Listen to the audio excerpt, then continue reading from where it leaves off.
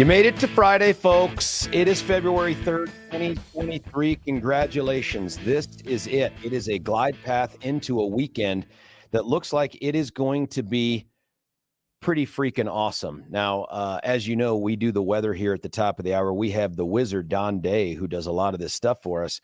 But Big Daddy here is the guy that keeps track of the performance of, at a minimum, the Channel 7 folks. And we love our friends at Channel 7, including Lisa Hidalgo. But let's be honest, this whole weather forecasting thing, yeah, it's like you could just guess. And I think we're going to have to go that direction. I've got an order put in for a farmer's almanac, and we are going to compete head to head with those people with ologist at the end of their names. No, we're not proctologist. I don't want to compete with them. They can have what they're good at. No, meteorologist right here. To give you an example, if you go back to just January 31st, that's a big Tuesday here in Colorado. The smart folks predicted Saturday and Sunday would be 45 and 48. Not true anymore.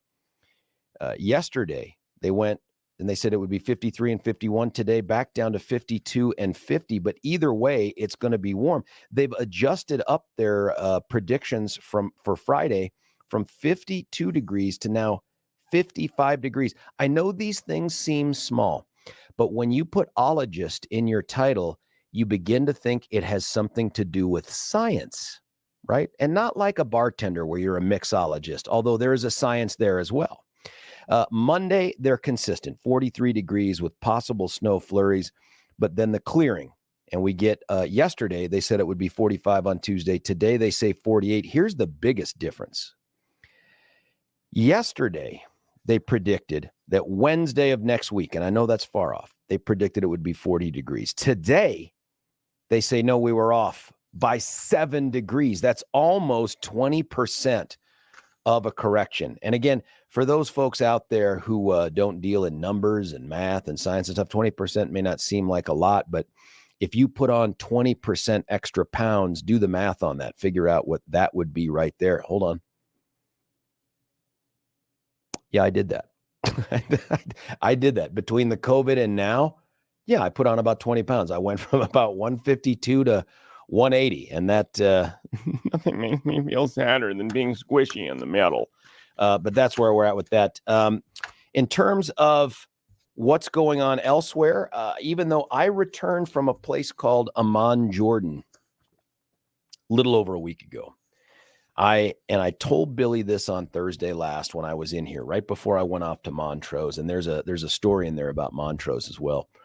I told Billy, hey, I brought you back something for you and your family, and then I spent the next week not bringing that thing in. Well, I finally brought it in today, and so I want to make a public apology to Billy that this thing has been sitting on my counter. I've walked by it, I don't know, 50 times, and every time I walk by it, I'm like, dang it, I got to bring that into Billy. Well, today it happened, folks. Yeah.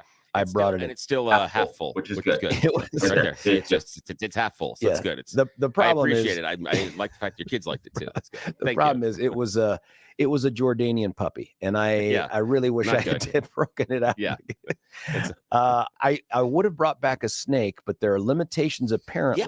Yeah, it's unfortunate. That would have been nice. The other thing, it's this big tin. If you can't see it on the YouTube channel, and frankly, please go to the YouTube channel, check us out, do a quick search. You can do it on your phone, you can do it on your laptop, you can probably do it on your smart TV, and look up 710 KNUS and the George Brockler Show. You'll love it. Subscribe right there. Zoltima Brothers apparently is the bomb. They have a couple different shops throughout Jordan, but they are known for their baklava. And so this particular tin, which it has a little bit of weight to it, doesn't it, Billy? I mean, it doesn't. It's not like sugar cookies, no, it's man. Not. It's not at all. There's some weight here. So I bought a couple tins. I brought one to my dad over the weekend and this one to Billy. And I will tell you, it's sort of a sampling of different kinds of baklava. And the problem is that weight transfers right into your body. Like you put it in your mouth and eat it. And that thing is hermetically sealed. So yes, it is. Yeah. So, and luckily a lot of the people in my house have really fast metabolisms. So it's only my wife and I that are going to fall victim to this. I hope it's great because I'm excited. There were some that I enjoyed more than others, but even the kids, I even convinced Jeff, who is in many ways my finickiest eater, even I convinced Jeff to have some. And he was like, yeah, not bad. And I'm like, okay, I'll take that as a win. Yeah, we're looking forward to tonight. Tonight, there's a new episode of Poker Face that's on the That was on last night, right? Yep. Yeah, it was last night. So it was recorded. We didn't watch it last night. family, my wife and daughters had some stuff to do, so the boys and I played video games for a while, and then we decided, we'll do it as a Friday night thing. Oh, so fantastic! It'll be fun. We'll open it up and have some fun tonight. I also last night got myself at the moment caught up with episode 4. It really is a show that is the modern, kind of in some ways funnier version of Columbo. Honestly, it just has such a Columbo feel to it. Does. But it's a modern version of it. It's not like, cut and paste the old episodes. Yeah. But she does a really nice job. And instead of being, the LA detective with the dog and the cigar, she's sort of this drifter running away from this thing, and yet she figures out a way to do this. And she knows she's a screw up and admits it, and she's like, "I'm okay being, being kind of a, messy person." Oh, she's a train wreck. Oh, there's one line, and you'll remember this in the 4th episode. This doesn't ruin anything. Where she runs into this woman, and she's like, "Oh, Murder Girls." She's like, "What's your band?" And she's like, "It's my podcast. I solve murders." And she goes, "That's good work if you can get it." That's exactly what she's been doing for like 3 episodes. Yep. Very clever. And the fact that Rian Johnson isn't just some name on executive producer, but the dude's directing it. Yeah. Like, what? When do you sleep, man? I mean, know. And you can see his artistic craft. You can see his influences based on how the shots and what he does with the characterization. And there's some nice little surprises, especially when we talked about in the barbecue episode. There's some nice surprises there, and there's some nice, just completely in sarcastic characters. So my favorite character is episode 2. You get to meet this waitress. And the waitress does not care. She's surly. Yeah, she's great. Surly. Yeah. I mean, she just doesn't like anything. And then at the end, she's actually a little bit helpful. But there's one point where she's, she's talking to the main character, and she's like, she's like, "Oh, thanks for telling them that I left." And she goes, "Wasn't trying to help you. I thought you split. I really thought you left." Yeah. And then she's like, "Okay, well, thanks for hanging out and help me add cover." She's like, "Oh, is that what this was?" Thanks for hiding out with me. Yeah. Is that what this was? Yeah, is that what this was? She's like, "I don't even care." Great character. Oh, it's really good. If you haven't watched it yet, and I made the mistake initially of thinking it was on Paramount Plus. Yeah. Oh, yeah. So I was tooling around for that. I'm like, it would be more prominent. As it turns out, it's Peacock. Yeah. So it's Peacock. Go to Peacock and check it out. And honestly, they get some recognizable stars to fill this thing out. I mean, you will know who some of the prominent players are from the first scenes, because you'll be like, Chloe Sevigny, if I'm saying that name right. Chloe. Yep, she's the lead singer in a metal episode band. 4. Yeah, and she's great at it. And I think because it's an episodic TV show, they can come in and say, "Oh, I'm shooting this one episode. I've got time. I'm not doing anything busy, so I can come in and shoot this one episode and I'm gone." Right. Great. Yeah, so you will recognize a lot of the folks on there, but they don't overwhelm the show. They're not the focal point of the show. But so interestingly, too, the protagonist in the case, the main character, even she isn't overwhelming the show. You know what I mean? Like she plays a very prominent role, and the story is really told through her experiences. But it's not, I don't know how else to describe it. You really should watch it. It's very entertaining. The whole setup is it's the Columbo setup. The beginning is the crime, and she's not involved.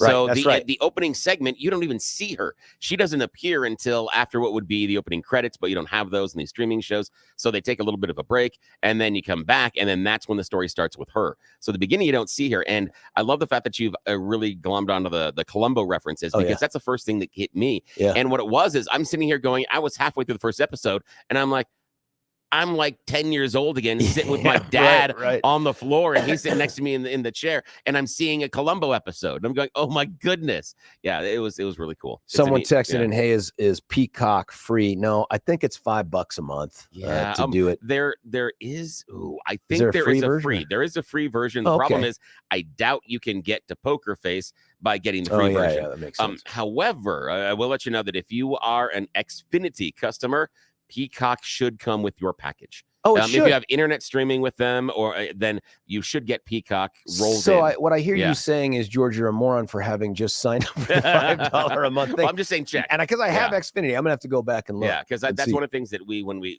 cut the cord, that we went through and looked at. Oh, really? And found out that our Netflix subscription is paid for by my cell phone contract. And then I found out that Peacock is paid for by who's your cell phone carrier? T-Mobile. So I get free Netflix. Yeah, I get Verizon. Yeah.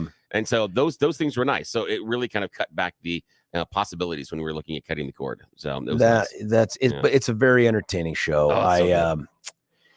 I find myself now in that opening crime sequence trying in my mind to guess how she fits into this. Do you know what I mean? Yes, absolutely. And so for the Chloe Sevigny one, I was like, oh, she's going to have attended one of the concerts. No, she didn't. It was a different role, but I'm like, it's interesting how she fits into the each of the schemes of these things. And some things about, how and why she fits in with the band.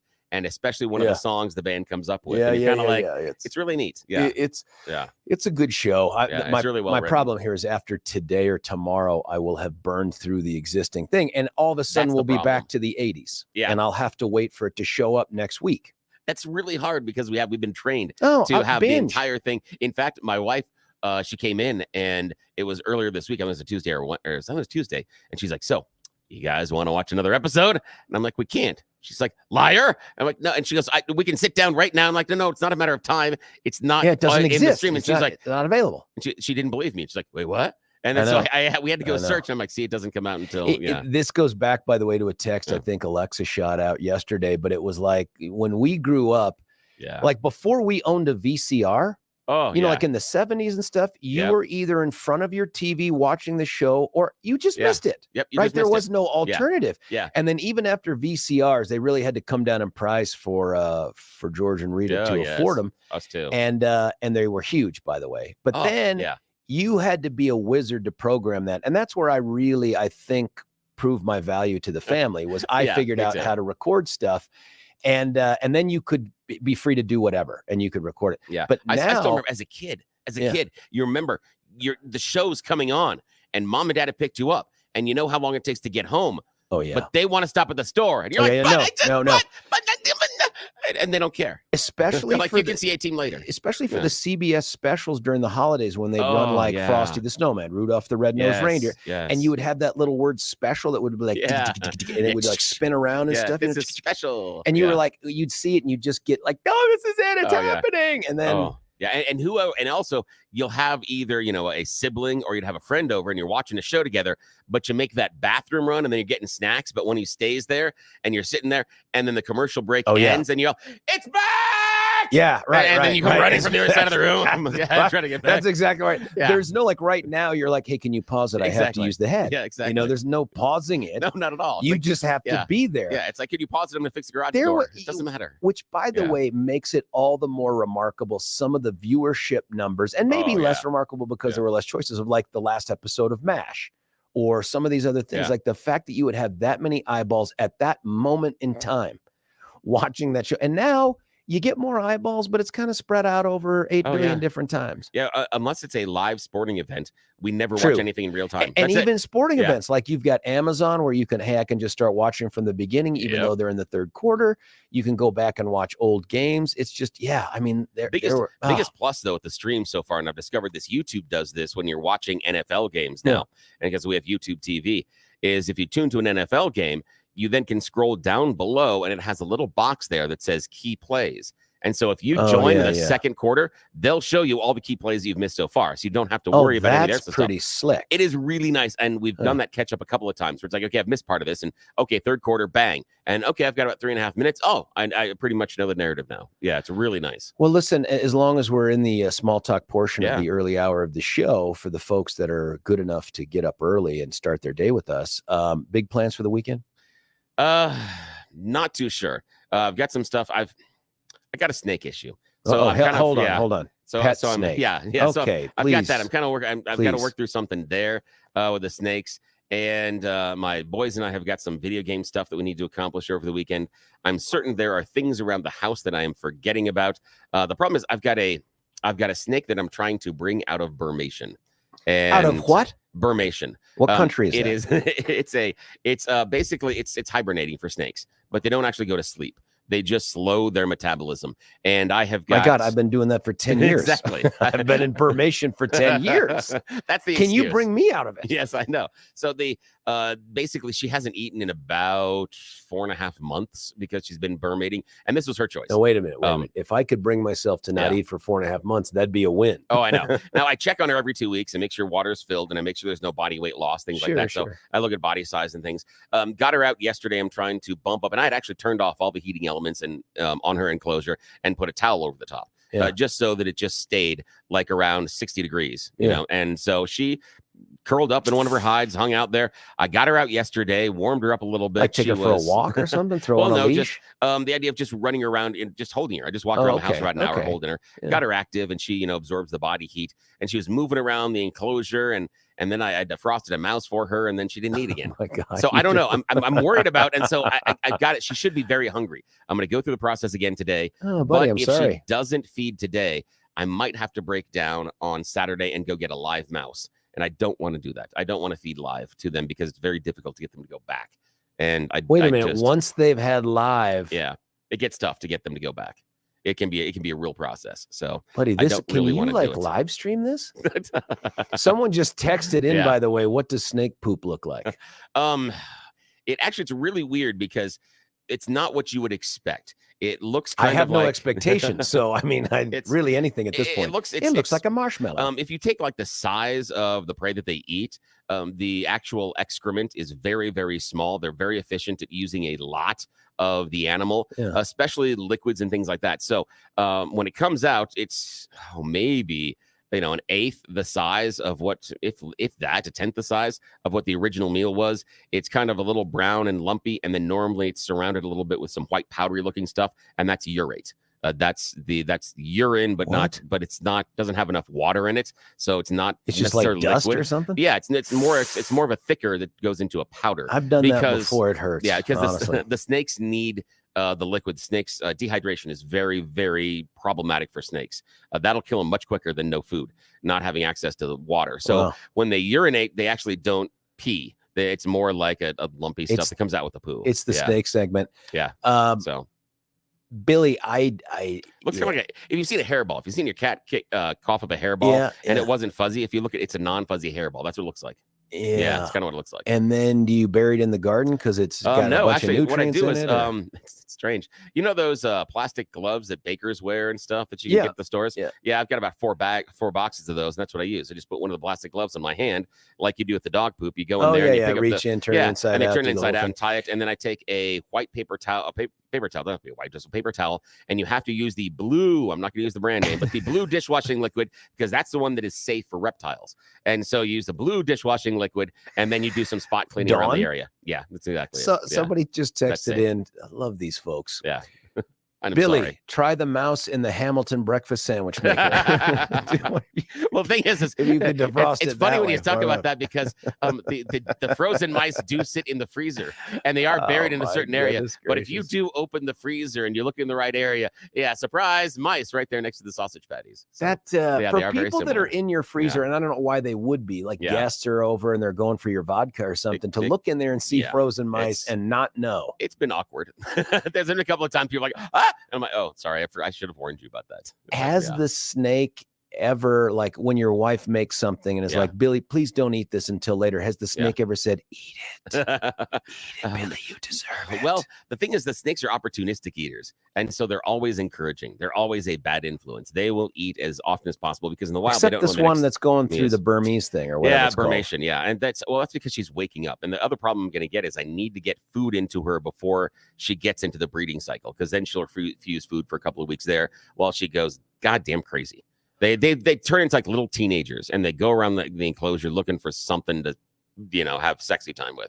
And it gets to be a problem. Do you ever let the snakes you turn off the lights or something and they do their thing? They bump scales or something? I have my youngest daughter is trying to encourage me to breed several of the snakes because we have some interesting combinations. You mean with each other? Yes, exactly. Okay, thank you. And my king snakes especially. They are premium level designer snakes, and one of them is the best of the best of the best. It is one of the top, like 1/2 of 1% of the examples of this morph on the planet. It is that premium, and so it seems a waste to let that genetics go.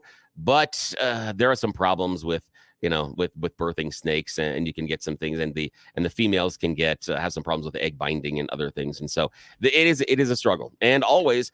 the little baby snakes, sometimes, nature takes its course. Some of them come out and they have birth defects, and that's very natural. Like an arm? No, they kink spines is what you normally have. It's the opposite of what you worry about with babies. Exactly. He came out with 2 arms and 2 legs. I don't know what to do with him. He's a salamander. Yes. He came out as a salamander. Now you have normally it's kinks in the spines and stuff, and then sometimes babies just fail to thrive. Like and they snake scoliosis or something? Yeah, that's exactly. Put him in a brace? What do you do? 9 times out of 10, you kill him. Wait a minute. What does snake euthanasia look like? That's many keepers. That's why you keep multiple snakes, but normally that's why many keepers will have king snakes in their collection, because king snakes will eat other snakes and will not even worry about it. And so the king snakes will be the disposal for many of the ones. Here I was picturing like some kind of cigar cutter like device, but instead the snakes just absorb the bad snakes and turn them into that white powdery discharge. Yep, exactly. They just get eaten, and that's okay. That happens in the wild. That's what happens. It's nature. We don't do that. That's what separates us from the snakes. But I warn my kids about that often. The ability to snap too. But like, we can eat our kids. I said, they do that in the wild. I'm still open to that. Yeah, they must love that when you tell them that, and you're stroking their hair in bed in the dark. It's weird. It's weird when I come over with the seasoning. This is why from time to time you wake up in the middle of the night and your kids are hovering over you with scissors, and they're just staring at you. Like, what are we doing? Yes. You're like, I remember your story, Daddy. Yes, I remember this. That's right. This is all very, very natural. Hey, listen, here's what we're going to do. We're going to cut away for a break. And when we come back, we're going to do the magical part of the show, especially for Friday. Billy, is it going to be a collection of the rejects? Or are we going losers? We got losers. Yeah, we got some losers. So we're going to do the Thorpe Report. There's a lot of important things to go there. And if you listened yesterday, what you know is the Thorpe Report actually generated the next 2 hours of discussion through a story about something involving a juvenile mass murderer in Denver. We'll see, man. I got to tell you, I've got plans. We've got sound lined up, all that good stuff. But at the end of the day, the topics really are picked by you. And the way you do that is through your text showing interest, questions, but also, and this is my favorite part of the show, is the phone, 303-696-1971, especially on a Friday, man. I love to have the conversations. And as you know, if you have tooled around the dial on AM, ain't nobody do it like we do it, right? There is just no other talk radio show quite like this one. There are people that will talk at you about current events of the day. There are people that will pick only the topics that you like and talk about them in the way that you like them. There are even people that will have occasional guests, but nobody does it like this. I mean, this is the last town square out there, and you can be a part of it through the text of the app, 710knus.com, or of course, and again, this is the bestest part of the show, is the phone call. Also, go on to YouTube. Tell your buddies about it. Shoot it around on social media and say, I know this is going to sound crack smoke crazy. Watch these clowns do their show and subscribe and love it and all that other stuff. And then the other thing I need to apologize for is Billy, of course, true to our commitment to wear lids each day. I totally screwed that up. And I'll be honest with you, I have to teach at DU Law School after this. And I was focused more on wearing jeans instead of like joggers or sweats. And I completely forgot about what goes on up top over my head. So Billy, tell us a little bit about your this one here. This one's really important to me. This is one of my favorite hats. This hat is Inter Milan. It is my Italian soccer team that I have supported since I was a child. Love Inter Milan desperately, and it's funny because my oldest son is an AC Milan fan, and so we yell at each other quite often over Italian soccer games. But this I bought when I was in, was it Rome or Venice? Rome. I think this was one that came from Rome. It is one of 2 souvenirs that I brought back when we visited Italy, and it was very important. This is an official Inter Milan product. In fact, on the back it says official product and has other couple things, and the tags inside are in Italian and everything else. But I wanted something very important to me, and I found this hat and just liked how it looked. I just like the style, but it looks good. The only thing, if you're not watching the YouTube thing, you're missing out a bunch. There's no negative. The only thing that caught my eye and triggered the small brain cells that I have was the colors reminiscent of the Chargers. Yeah, they are, because Inter Milan's black and blue, and then has a highlight of yellow. So it's kind of it's a black hat and it has blue and yellow on it. So yeah, it does look a little Chargery. The blue and the yellow it's not certainly not the black, but the blue and the yellow does look very Chargery. But it's a sharp looking hat, man. And as soon as I walked in and saw it, I was like, dang it, I forgot my dome cover, man. Come on. Listen, some texts have come in here and I want to share them with you. One is people in his freezer, like Jeffrey Dahmer people in the freezer. And I'm not sure if that's a question or a statement. Well, technically mice, but yeah. It's a little Dahmer-esque. I can go with that. I can see that. I embrace the weirdness. Yeah.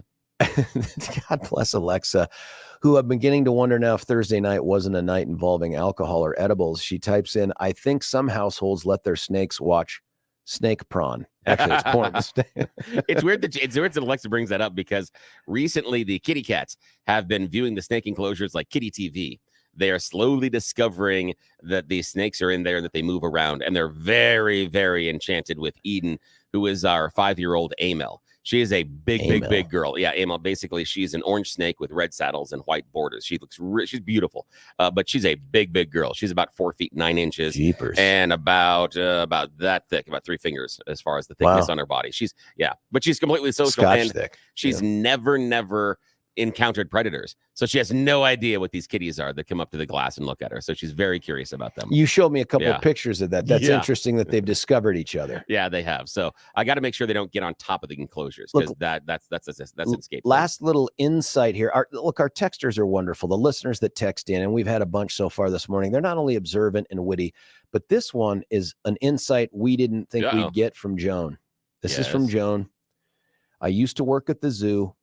I used to snap mouse necks and feed pinkies, and I can honestly say snake feeding at 6:15 is rough. Joan has killed the mice. Yeah, she has. And I've had to do that too as well. And what? Yeah, but that was years ago. That's tough, man. Oh, it's not something I want to do. And so that's why but again, I've got to feed live. I mean, I'm looking, am I going to feed live to the king snake? We're going to make another shot at it. But doesn't that make it more fun for the cats too? Like it's like cat TV for them. It's like reality TV. It would make it more fun. The issue is though that as the mice get larger, oddly enough, they're not a huge fan of being eaten. So sometimes they try to fight back, and that can end up with some small injuries to the snake. I've had a snake injured before. So yeah. So it's something I'd like to avoid. Also, it's much easier to just have a box of frozen mice in the freezer, rather than having a box of live, years, honestly. Rather than having a box of live mice. I had that for a while. Mom, I love you for letting us do that. But yeah, I actually bred mice for a while to feed my snakes. Quote of the day, and maybe this is how we caption the YouTube, is it's easier to have a box of frozen mice. Yes, that is the quote. That is. And then another texture, very, very complimentary, just one word: weirdo. Thank you. I appreciate that, listener. Listen, we're going to cut away. On my body. We're going to cut away for a break. Come back for the best part of the show. We're going to make us all a bit smarter on the events of the day with the Thorpe Report, and then we're going to drop us right back down to 710 style with You Choose the News. It's George Brockler on the George Show. You're listening to 710 KNUS. Want to take your favorite radio station wherever you go? Well, now there's an app for that. No matter where you are, stream your favorite shows. Tap the app to listen to podcasts. Talk back to your favorite local hosts. At the tone, leave a message. Call the show. Set your alarm. Enter contests and win prizes. All in the palm of your hand. Available now for iOS and Android devices in the App Store or Google Play. And best of all, it's free. Download today.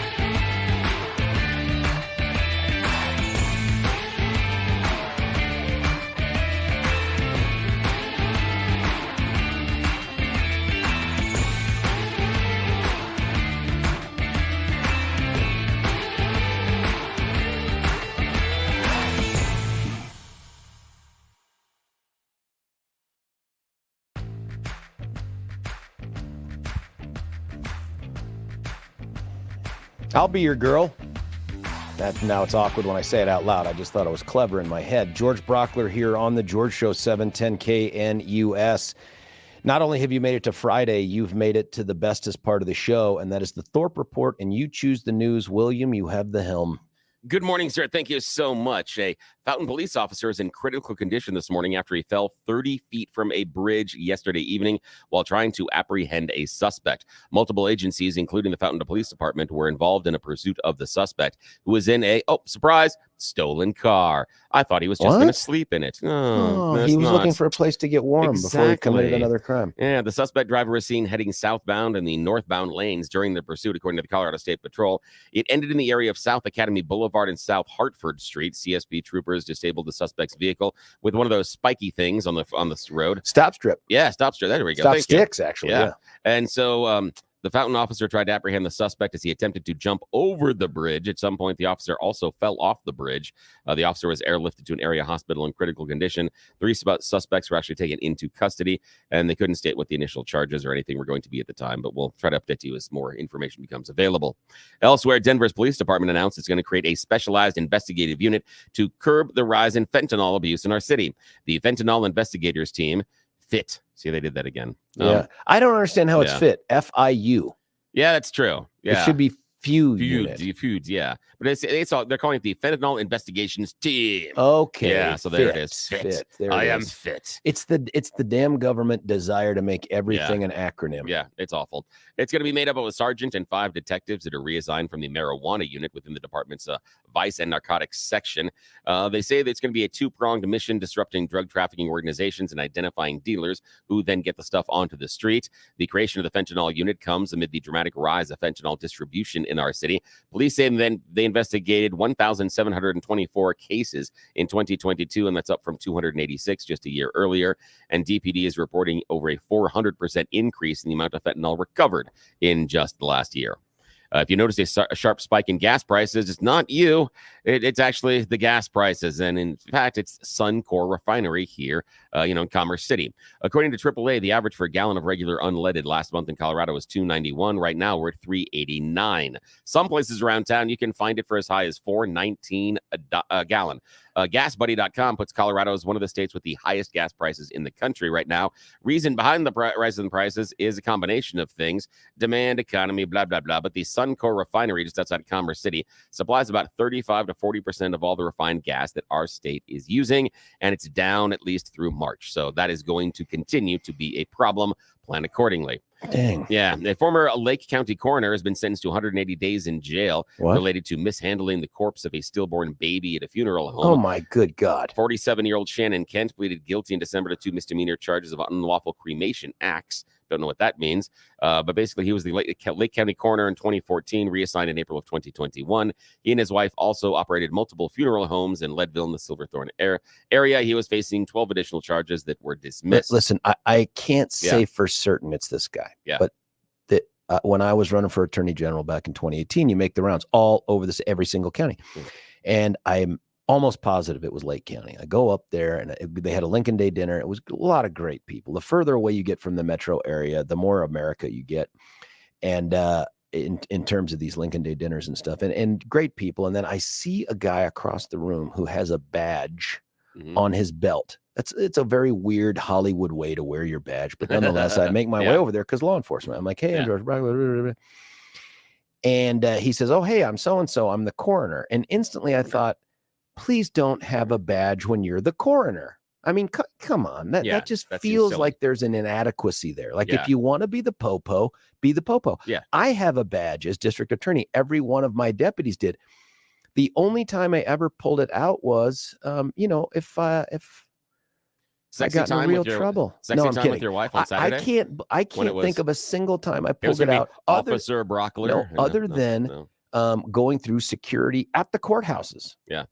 So like if they didn't recognize me, I'd be like, hey, and they'd be like, okay. And I didn't have to go get prodded and poked and all that other stuff. But otherwise that thing I'm like, why are you wearing a badge on your belt? What message are you, what's are you trying to say on? What are you trying to, what is the message you're sending? I mean, I'm afraid this guy waves traffic down and pulls it over and is like, you were going pretty fast. So I don't have a radar gun, but that seemed like best guess.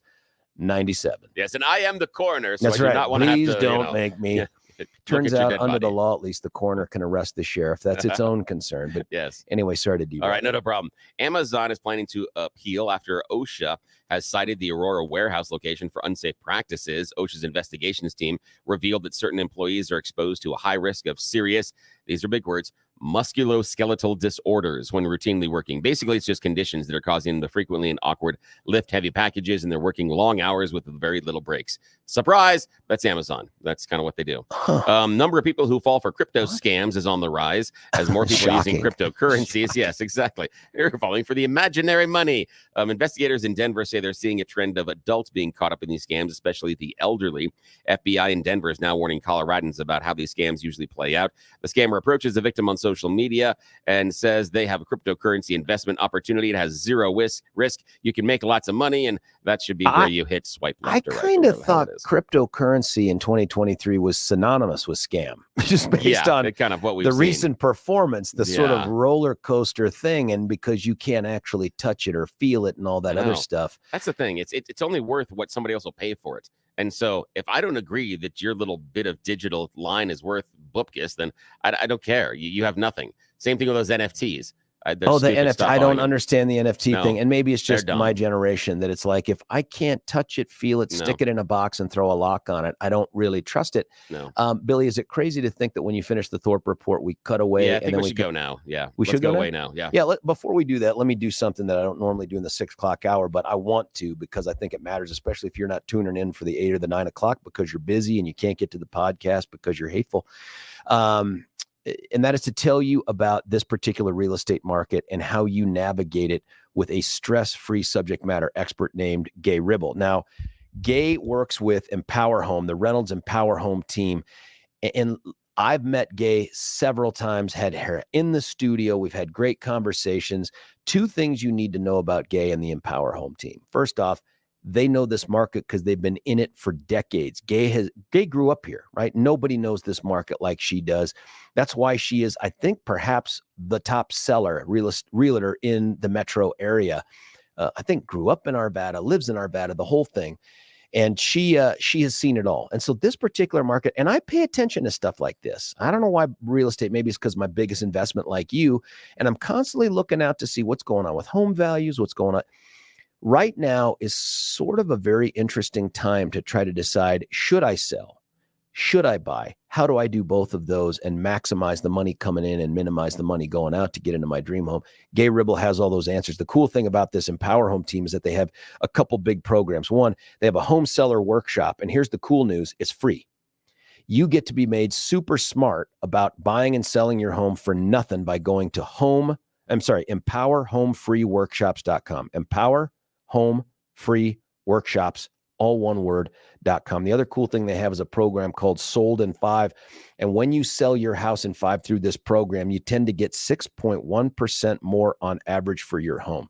Now, on average, all sales, they're $30,000 more in your pocket than with an average realtor. And that's why you call Reynolds Empower Home Team. You give them a call at 833-301-SOLD, 833-301 sold. That's Empower Home Team. And Gay Ribble, by the way, just such a wonderful person. You will enjoy working with her, and you'll be so thankful. You and your bank account will be thankful that you did. We're going to cut away for a break, come back. We're going to do the You Choose the News and drive right on into our 7 o'clock interview with the departing, the legend, the icon, Mike Roberts from Westword. George Brockler on the George Show, 710 KNUS.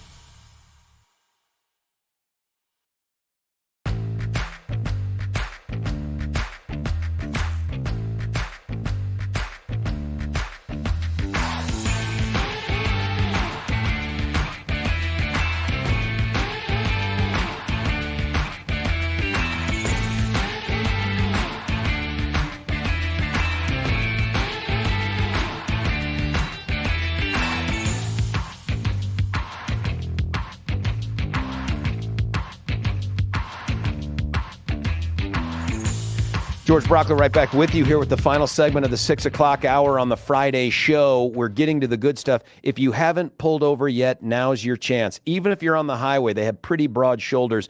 Get on over to the right, put your flashers on, and buckle up because it's You Choose the News, William. Hey, I thought you were flirting with me when you're talking about pretty broad shoulders, but I'll take that as a compliment because I don't get many of those. Yes, it is time to play everybody's favorite radio news game show, You Choose the News, where we have scoured the interwebs to find ridiculous stories and then, put some stupid headlines with them because they don't tell us to stop doing this silly radio game. But today, it is Friday. You know what that means? We're going to see the best collection of losers this park's seen for many years. Yes, losers.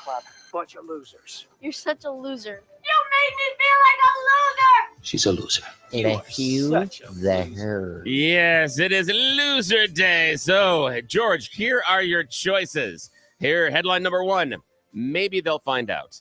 Headline number 2, ignore the details, embrace the outrage. Headline number 3, making it more difficult to do your duty.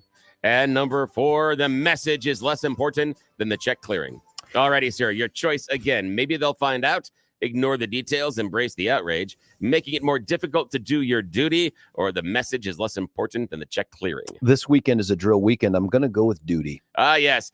This is going to make it much more difficult for you to do your duty. Yep.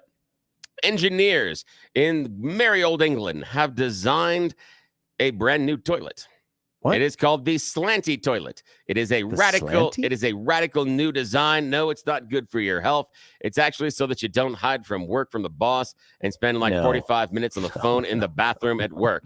Yes, depending on who you ask, this is a sanitary upgrade or just corporate micromanaging. What is the slanty toilet? The slanty toilet came to be after the designer found himself waiting in line for a public restroom in the United Kingdom right around 2019. He stopped off and realized there was this huge line because people are just in there goofing around while doing their duty. So he said, "Why will fix this problem that nobody actually thought was a problem to begin with?" So he has created a toilet where the front of it slants at about a 16 or 15% angle at there. Oh, so my goodness. you can sit on it, but it's very uncomfortable to sit there for a long period of time and for you to browse your phone and to post social media stuff. You're just flexing your quads the whole time you're on this thing? Yep, exactly. And running the risk of just like missing whizzing right off, sliding right off. Exactly. Yeah. I think we ought to do it. Yeah, I think so too. I look at that and I'm like, okay, that's leave fantastic. it to the Brits. Why don't they focus on dentistry? My know. God. And I just look at that and go, how are you going to feel as an employee if your boss and the company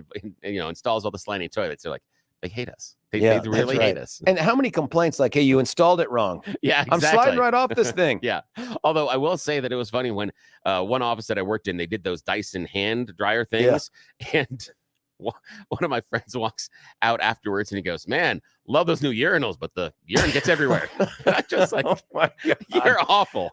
You're a horrible person. Okay, buddy. Here's your next choice, sir. Maybe they'll find out, ignore the details, embrace the outrage, or the message is less important than the check clearing. Message. The message is much less important than the check clearing, especially if you are the country of Saudi Arabia and you've decided to sponsor the Women's World Cup. Yes, FIFA is proudly embracing Explore Saudi Arabia. It is their tourist arm of the country, going to be a sponsor of the next Women's World Cup.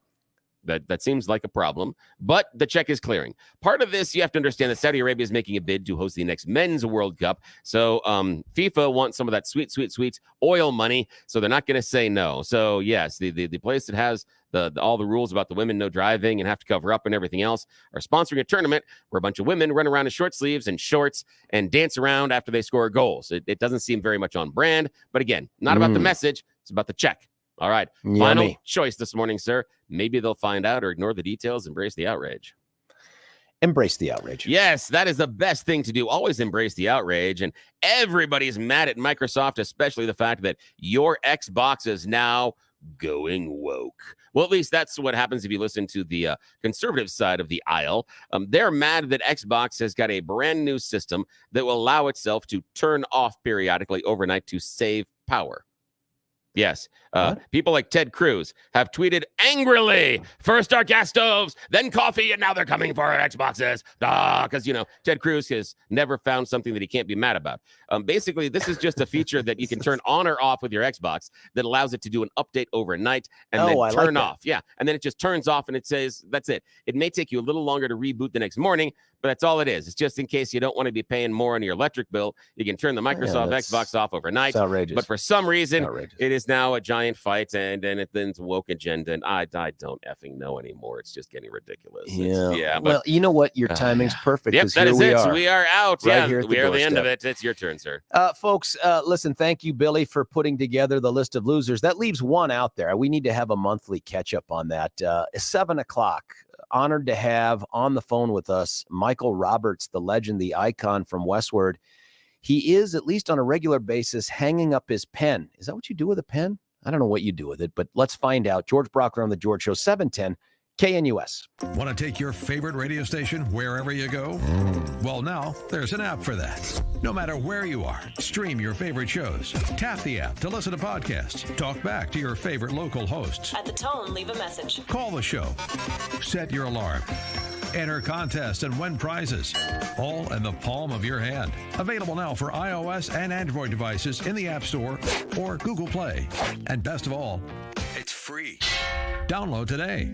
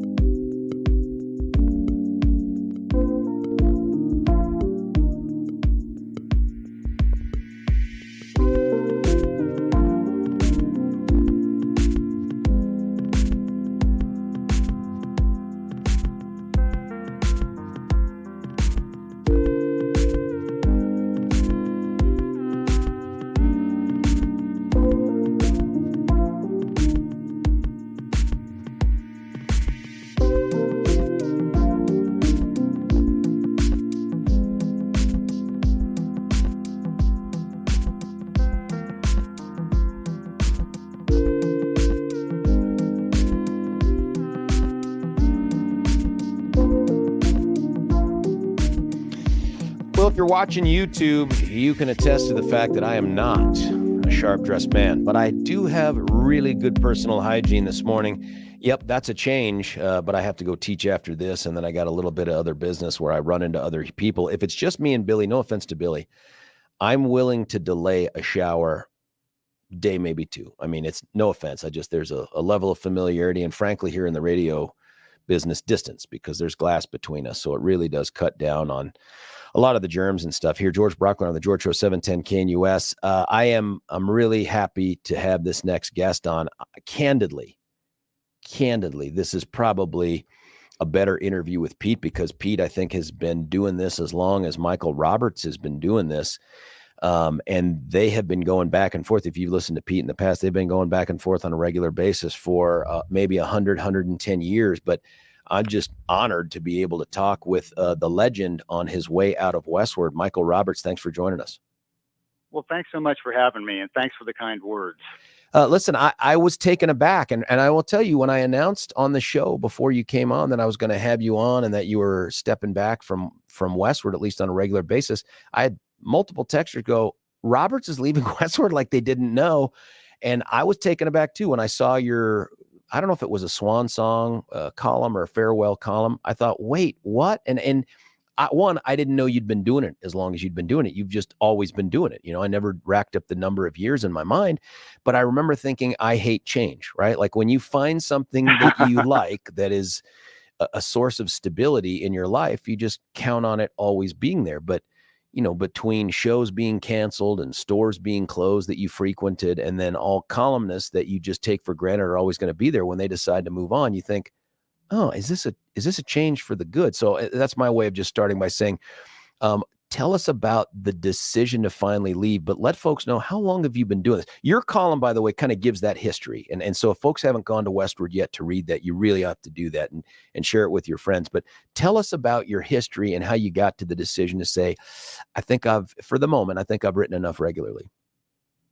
Well, I started at Westword on October 1st, 1990. So a little over 32 years ago. Wow. And when I first started, I was the music editor. So I was in charge of the music section and did some writing on news topics along the way, but was mainly focused on music. And then about 9 years in, the powers that be came to me and asked if I would focus instead on a media column. And for the next 9 years after that, I wrote a regular media column called The Message, which looked at folks in broadcast and print media, something that was being done at the daily papers, but not in the same way that we were able to do it, because we didn't have any entangled alliances with any of the other news organizations. So it gave us a certain freedom and independence to write about anything and everything. Come 2008, I was asked to oversee our news blog, which was just being created at that time, called The Latest Word. And that's what I've been doing for 14 years or so, up until January 27th. And the reason for the decision was just simply that the grind had been getting to me, the pressure and the stress had been getting to me. I was having sleepless nights. I was not having fun anymore. And at a certain point, I just felt like for my own mental health and for my loved ones who had to deal with me being sort of a stress monster, I needed to take a step back. Was it an increased amount of workload, or just a loss of joie de vivre, I guess, for the job, or some combination of both? It wasn't an increase in workload. My workload has always been high. And in fact, I was being given the opportunity to write fewer posts, but in greater depth and detail. And so that didn't really add up to a lesser workload. It was just more the accumulation of all those years and all that stress and pressure.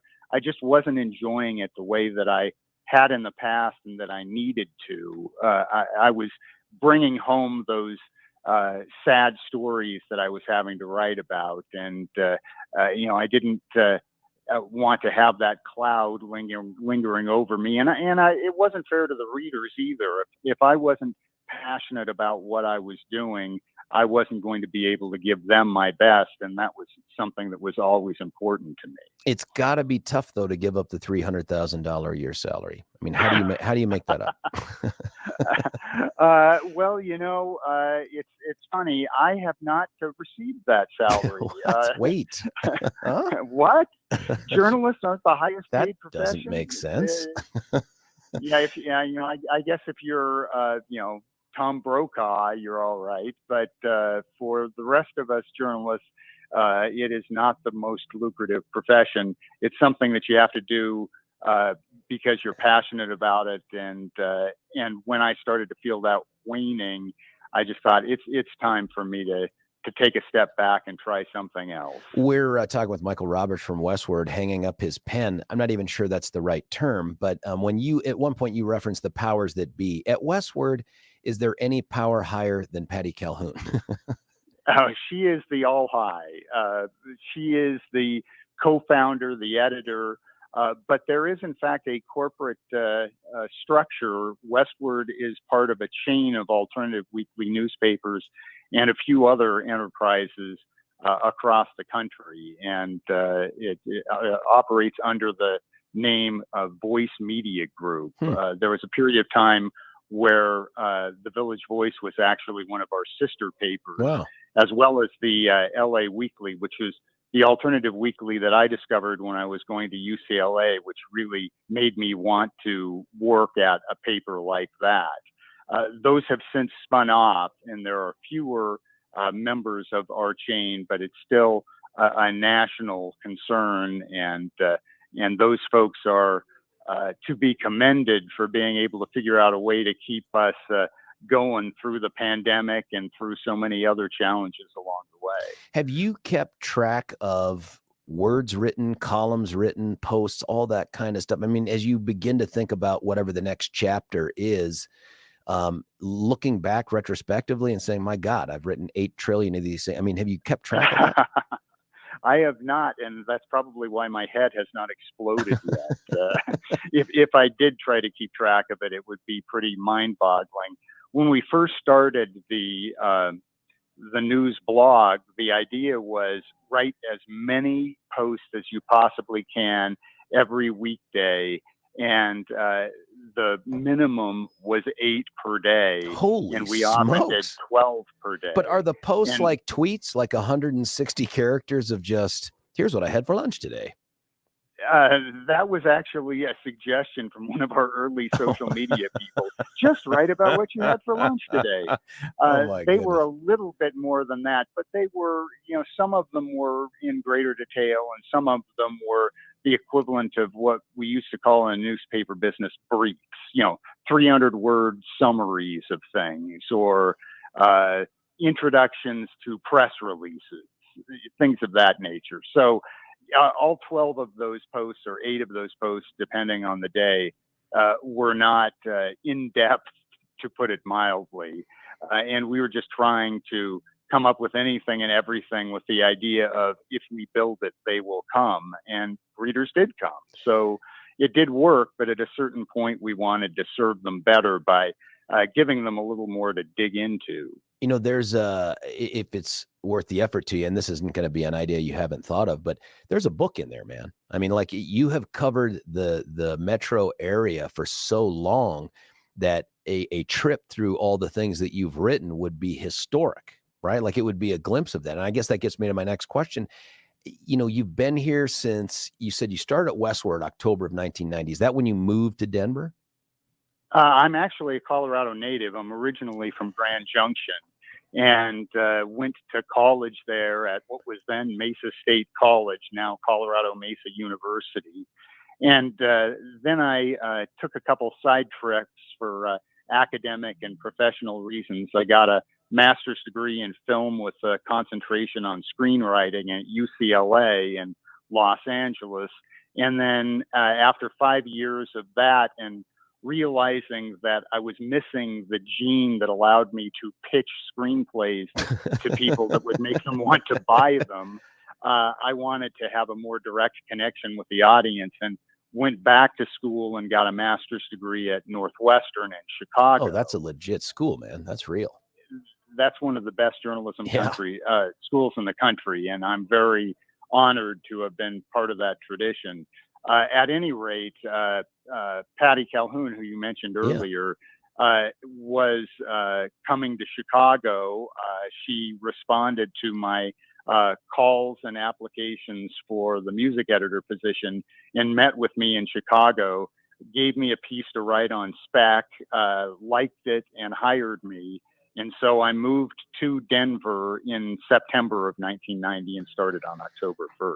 So over that period of time, there's so many questions I want to ask you because you had a very unique eye on how things have changed. But when you look back over the columns that you've written, or just in your mind, are there a couple that stand out like I am proudest of these? And that's not to denigrate any of the other things you've generated, but are there some that you thought were more impactful, more meaningful to you?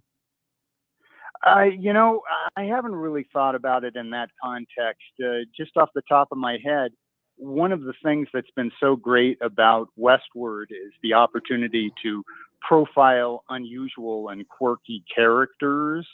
And one of the first feature articles I wrote for Westword was about a moil. And I'm guessing you know what a moil is, that's right. but maybe not all of the members of your audience do. It's the Jewish circumcision person in charge of that. So he was actually a rabbi, but he was also a stand-up comedian. What? So moil / stand-up comedian. And that's the kind of thing that you're able to do at Westword is, spend a few thousand words introducing people to the kind of person who you could never imagine existed at all. So that leaps out as one of the early stories that I really love to do. As a music editor, I was able to interview all kinds of famous people, heroes of mine. I interviewed James Brown. I interviewed Brian Wilson of the Beach Boys, and up through into more contemporary days. I interviewed Jay-Z. I interviewed Adele. So those are that was great fun to be able to do that as well. And then from the media standpoint, I was able to talk to just about every significant person in the media landscape for decades here in Denver and watched the changes that have occurred. And in the news context, all kinds of major politicians and decision makers and folks like yourself. And I want to take a moment to just thank you for your accessibility when you were a prosecutor. Thanks. We're in this day and age where the politics have gotten so divisive that we've got people on one side who will only talk to people on their side and people on the other side who will only talk to people on the other side. And I just think that does a disservice to the public. And so people like yourself who would talk to anybody about anything, it's a blast from the past, and I would love for that to return someday. Oh man, I really appreciate that. But I'd say, you in particular, but other reporters, I get the role that you play in the state and in America. And I think it's a critical role. I also don't have any doubt in my mind that there are a ton of reporters out there who lean one way or another, whether they admit it or not. But I did always feel like in that public position that I had an obligation to answer questions from the public. And you guys are kind of that conduit to the public. And there's only one reporter ever, and I've dealt with hundreds, as you can imagine, only one reporter ever that I've said never again, because I got burned on some things that I thought were between us. But you and everybody, I just felt like it was all professional. I never doubted it. There are columns I wish that were written better than others. But at the end of the day, man, I don't sign up to run for office, and I hope no politician is, to be loved. You know what I mean? Like if you go into it that way, then you start to pull back some of your pitches and you start to limit your accessibility. And I never liked that. And you always treated me fairly. So I was like, yep, I'm happy to answer anything you want to know. But can we get to this other part? And thank you for the kind words. That means something to me. Are there any columns that you wrote that you looked at afterwards and thought, oh, man, I wish I had that one back? I'm sure there are columns that I wrote that I would look at and go, I wish I'd phrased that differently or come up with a cleverer way to say that. But off the top of my head, I don't have any where I just regret having written it in the first place or feel like I went off the rails in a direction that was extremely counterproductive. I am the rare journalist who was never sued. Knock wood. Let's hope that doesn't change. After my announcement on the 27th, that's when the post that you referred to earlier ran. I have just been blown away by how many kind words people have not only shared on social media, but I've gotten a really surprising number of calls from people in the media, people I've covered, powerful politicians who have just said thank you. And, that's just something that really means a lot to me, that they felt like I treated them fairly and that they appreciated my work. In some ways, it's like a career wake, right? Like all these people show up to say all these good words that you're like, I would have loved this over the course of my career. But now that you're exiting, they're like, oh, let me tell you all these things. And I presume, too, you're probably surprised at how many people were reading your work over the years and you just didn't know it because nobody reaches out while it's going on. And we're like, oh, that's meaningful. That's a pretty cool experience to have. Well, you're very correct on that. I have reflected many times over the last few days how much this is like the whole Mark Twain idea of being an observer of your own funeral. Right. I have heard lots of those kind of things, and just as meaningful as those sources or topics individuals I covered is from the readers who have reached out and said, I've been reading you for 30 years. And that's incredible to me and just makes me so grateful for folks out there. And there is a level of, hey, I didn't know that these folks were noticing. And they not only noticed, but took time out of their busy day to say thanks. So that's really cool. Been terrific. Not enough to unretire you. Right now, I just need to have a little bit of a break. In some ways, kind of just clearing my head, and who knows what the future will bring. Patty has made it very clear that she would love for me to contribute in the future, and it's entirely possible I will. But in terms of the daily staff writer position, at least for now, I am taking a break from that. Do us a favor, if you would, and I've got a few minutes left with you, and I'd love to hear you talk about how Denver has changed from your perspective from when you started back in 1990 when I was one. No, I'm kidding. I was older than that. Westword's offices were in the lower downtown area at the time. And it was just starting to build up a bit, but there were a lot of areas very close by that were very sketchy. Behind Union Station, that was where we parked at a certain point, and there were headless bodies that were being discovered in the parking lot area. Westward employees?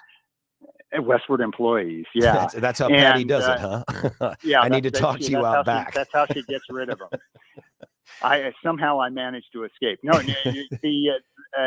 we didn't know what they were. What the source of these bodies were, and it turns out that there were folks who were probably homeless and had died, and animals had chewed away parts of their bodies. So, that's the kind of area that we were in. But very shortly after I got there, Coors Field was built. The entire area just blossomed. It's a different city than I first arrived at here in 1990.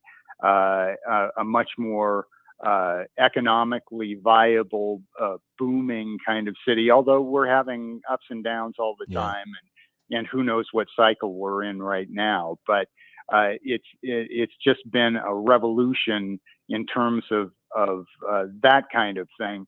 But it just brings so many other issues as well that we're having to deal with. Mentioning the homeless situation, that's going to be a key part of the mayor's race. Of course, we're going to have lots of people weighing in on what's the best way to deal with that. In terms of the media landscape,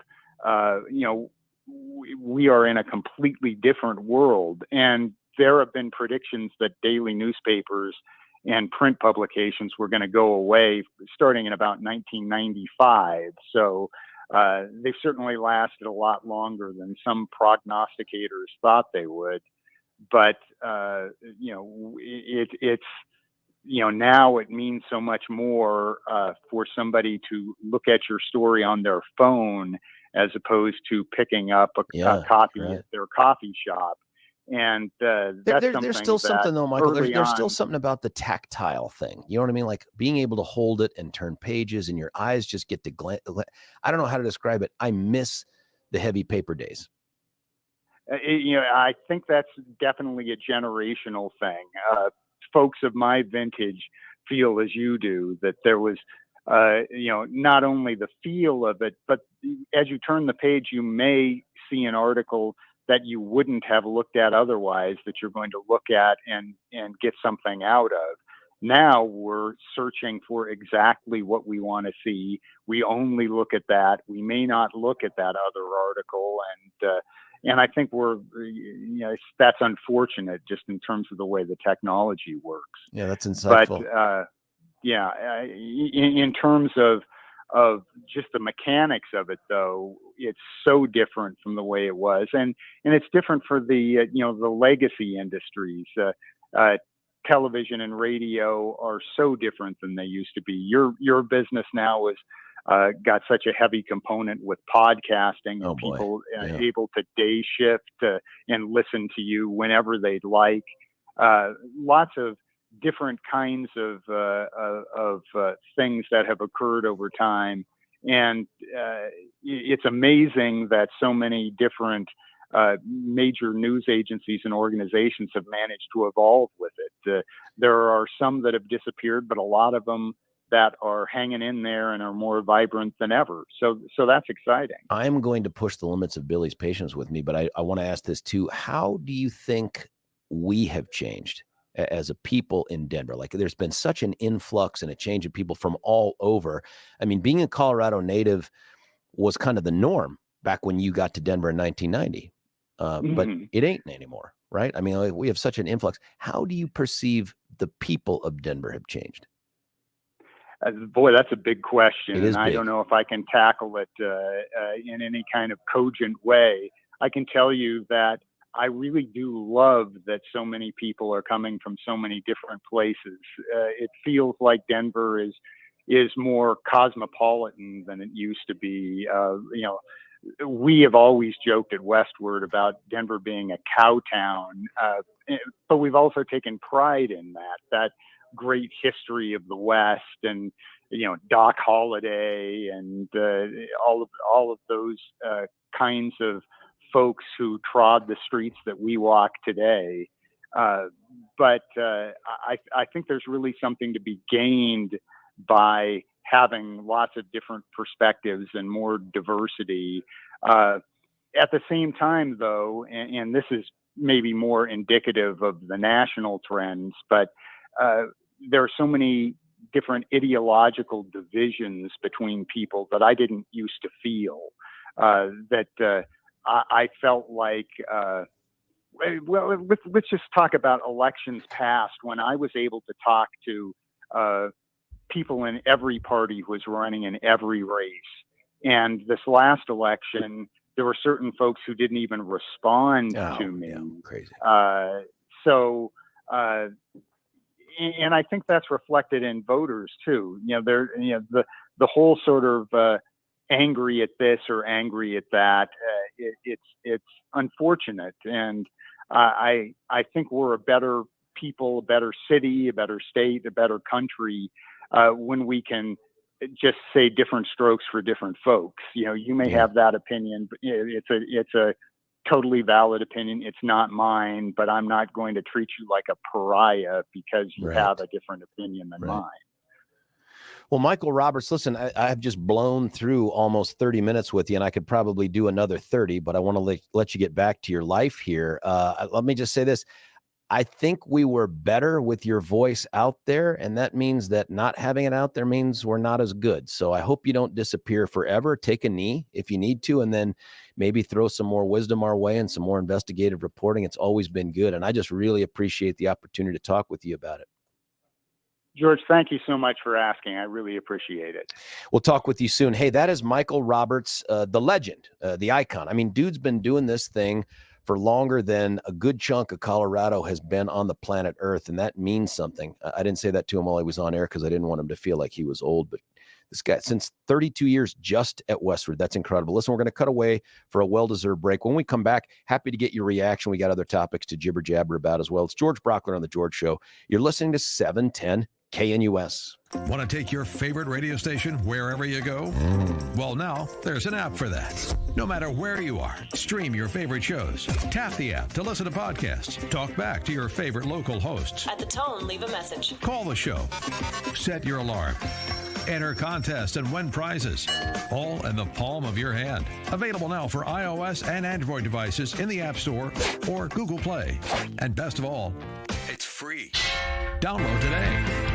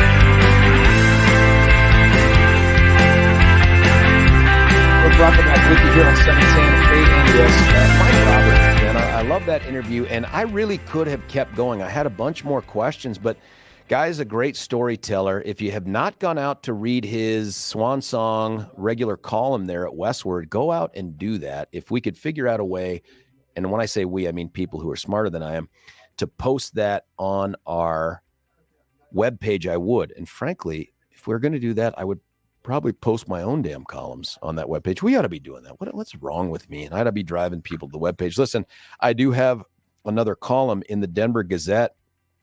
I write one a week.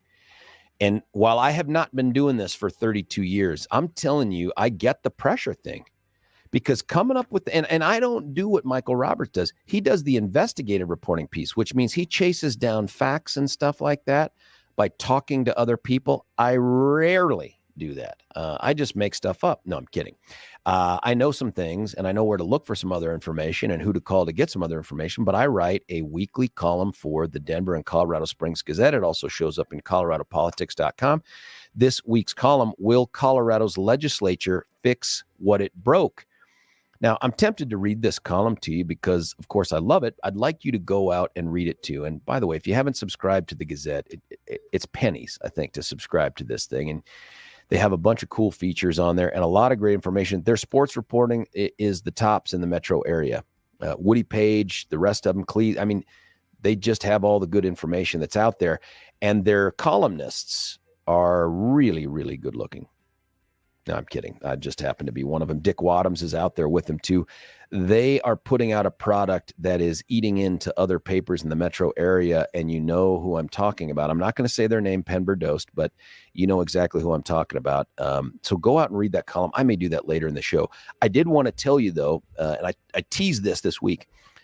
A week ago today, John Caldera filled in for me, and the reason he filled in for me was I had agreed to represent someone and defend them in a criminal case. And I've done that before, folks. I was a defense attorney from 2008 to 2010 on the civilian side with a firm that I'd started here in Denver with some buddies. And yes, the firm is doing much better without me. And then also in the military, I've been a regional defense counsel, which means I have been in charge of a ton of trial defense service lawyers covering about a 7-state region in central United States, including Colorado.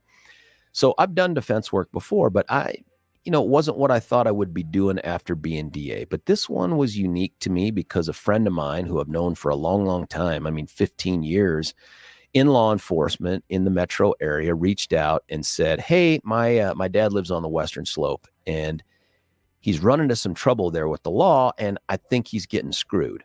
And would you be willing to talk to him about the case and maybe represent him? And I said, yeah, I'll have a conversation. Of course, I'll have a conversation with your dad. I'll do that. So I have a conversation with their dad.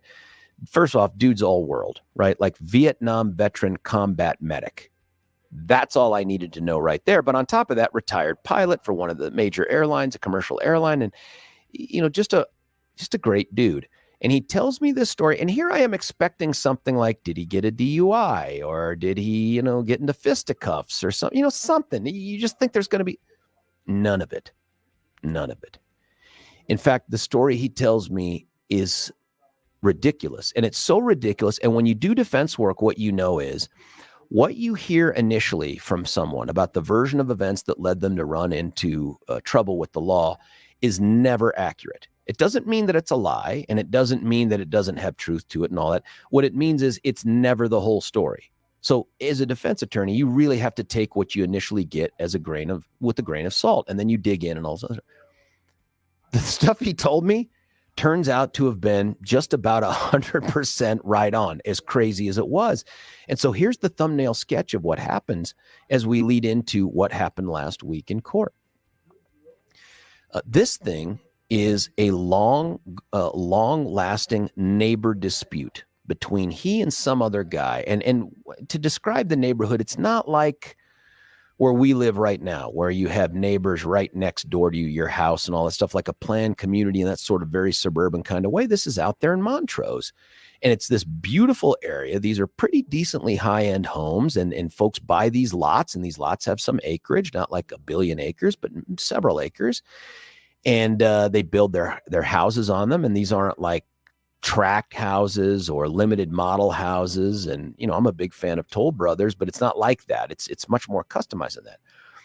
And there's a few neighbors. So they, my client goes out there and he builds this house some years ago, and then he buys another parcel of property that's adjoining his, but technically in another kind of subdivision of sorts. And he builds a shop on this thing. And guy moves into town. He's a local dentist, builds a house there. His brother builds a house, and things are okay for a while. And then all of a sudden, these brothers decide it's time to start up an HOA and to start charging neighbors some HOA fee for things they don't understand. And that turns into some strong emails. And, people get their pride bruised. One thing leads to another, and this becomes this sort of neighbor dispute.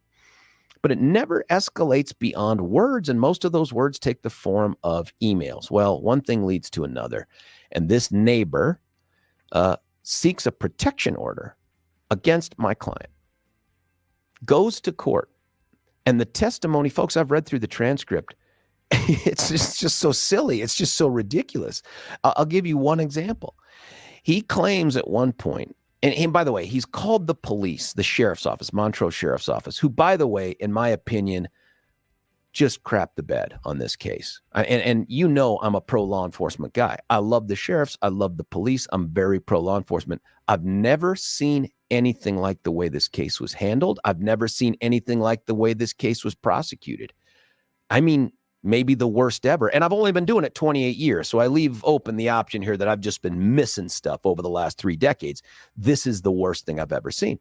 And so this guy at one point accuses my client of putting a big, giant, furry teddy bear on his driveway next to an American flag. Guy's a huge patriot, because he thought he was trying to entice his small children to come onto his property. Oh, yeah.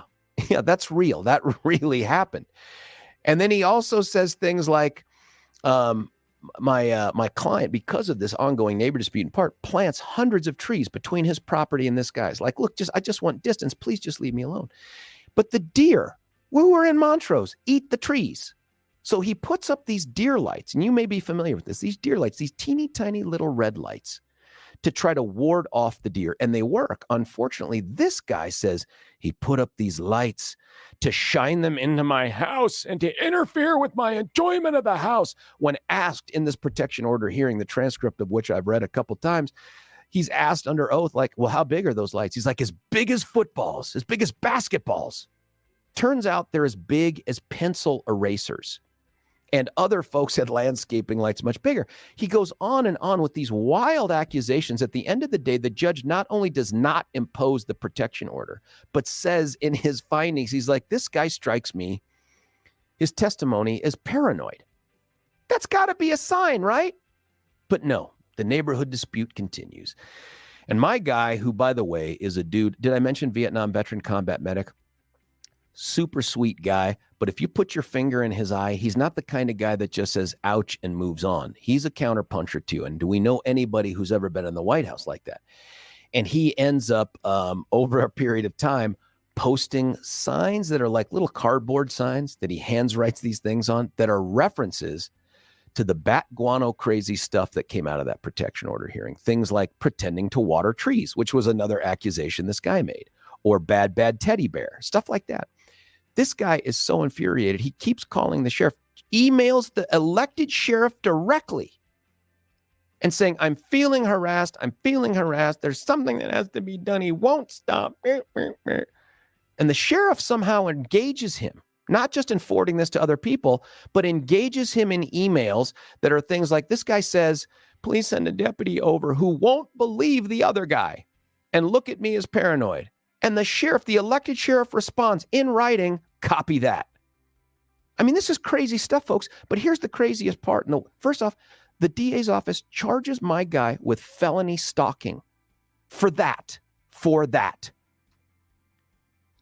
They also then, last week, the night before the motions hearing, and we were scheduled to go to trial, and that's past tense, folks, about a week from now, maybe 2 weeks from now on Valentine's Day. 3-day jury trial set up there. The day before the motions hearing, they dump over 1,000 pages of evidence on us. 1,000 pages, and media we'd never seen before. They had executed a search warrant over 7 hours, like almost 2 years ago, on this guy's house, and took every single electronic device that he had that could store anything, cameras, pictures, all this stuff. And the result of a 2-hour bloodletting in that courtroom in terms of argument and stuff presented to the court, guess what happened yesterday? DA's office dismissed the case with prejudice. It has gone the way of the dodo after 2 long, painful years. Listen, if I get a chance, I'd love to have the other attorney that worked on the case with me on, or maybe even her boss, to talk about this, because it is the craziest thing I've ever seen for just how stupid it was and how now it just wasted 2 years of this guy's life. Thousands of dollars, I imagine, in whatever the fees were that he's paid for this, that, and the other. But that long nightmare has come to an end. Spoiler alert here. The neighbor, by the way, that the judge called paranoid, oh yeah, he's suing this guy for millions. No joke, out in Montrose. Craziness. More on that story when we come back. But listen, we're going to cut away for a break, and then we're going to be joined by our good buddies at Alpine Planning. Methinks, based on the phone call here, it might be the superstar of superstars, Amy Duncan. Let's find out when we come back. George Brockler on The George Show, 710 KNUS.